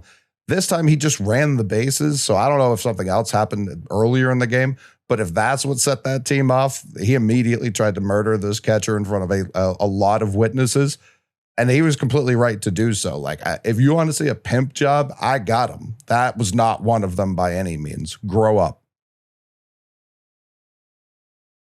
Okay. Steven? Christian Campbell homered tonight, too. Did he really? Oh, there you go. Pull side? Yeah. No, center. Center. It was not Right opposite center. field. Okay. Whatever. Section10merch.com for the best merch on the planet. These Section 10 Tavern shirts are looking nice. The Teal 10, the Sea Dogs 10, the Tony Seagulls. Go get yours. Venezuela benefit shirts are in the Section 10 shop as well, with all profits going to the Red Sox Foundation's Venezuela earthquake relief efforts. Like Jerry mentioned, sign up for the Patreon, patreon.com/Section10podcast. Read T's articles, do the AMAs. We got Clean 40. We got a little bit of everything down on the farm. Just have a blast in there. Hop in, have a blast. Depending on what tier you sign up for, you can vote for Klark's Ketchup. You can be in the Ketchup crew. And lastly, I love seeing this, obviously, because I talk about it all the time, but MLB tweeted about the Cape League tonight, which was really cool. It kind of came out of nowhere, and it didn't really seem like any rhyme or reason to it. And they're just like, this is what the Cape League's about. But beggars can't be choosers. I always want more promotion for the Cape League, the best summer league on the planet. Saw the donut burger on there, which is really cool. Saw that on Monday, honestly, because I've been to YD a decent amount, and we went to the YD Red Sox game on Monday night. Would you have that, Jared? It's a burger inside of a donut. It's like a patty and a donut. No. It's really I good. wouldn't either. I've never done it, but I got to do it at this point. But those are just two Cape different League, tastes to me. Yeah, it's they're on the opposite ends of I like the foods. them both, but like, yeah. I can see when they get put together, like when they make it and they have like a glazed donut on the burger, I can see the foods talking like, bro, what are we doing? Like, we're never together. This is bizarre. So I got to try it at some point. It's probably an instant stomach ache, but whatever. Cape League always deserves more love. And I think we're going to do something there next summer if we can line it up. I know Mikey and I were talking about maybe like a mini doc, little vlog action, maybe following a player, day in the life of a Cape Leaguer, what the host family stuff's like. So literally look been out for that talking next about summer. doing this idea since 2020. Yeah, so we just started talking about it, and I think we're going to do it next summer. Yeah. It's a brand new idea. Brand new. It's just us. Brand new. It's brand new. Mm-hmm. Yeah. Okay. It's been real. It's 1:30 in the morning. For all the people that were like, dude, they won 15 straight. This fucking podcast better be at least 3 hours and 45 minutes. Yeah, it's 1:30 in the morning. So, I mean, I still could go. Don't put in the paper No that chance. I said I was sleepy, because I'm not. I'm not sleepy. I do want to lay down though. I do want to close your eyes. I do want to sleep. Yeah, I do. Yeah, I do Not want to sleepy. sleep. Would love some sleep right now. Yeah, I mean, 2 games, 3 shows. What day at the gym was it, Steve? Today? What do you mean, what day? Oh, leg day? It was leg day today. Mm-hmm. I could tell. See, don't blow smoke up my ass like that, see. It's just very obvious. Is This it? angle. Extremely. Got a great view of his legs right now. Mm-hmm. He's higher position than he usually is. Yeah, it's because that ass. Caked up, boy. You are thick. Yeah. Thick as fuck. All right. All right. Enjoy your off day, everyone. We'll see you at AMB on Friday. How about, hey, you know what? Let's start a new winning streak. this weekend. Yeah. Let's do it. All right, let's do it. Ba-doop, doop, doop. Buenas noches, amigos.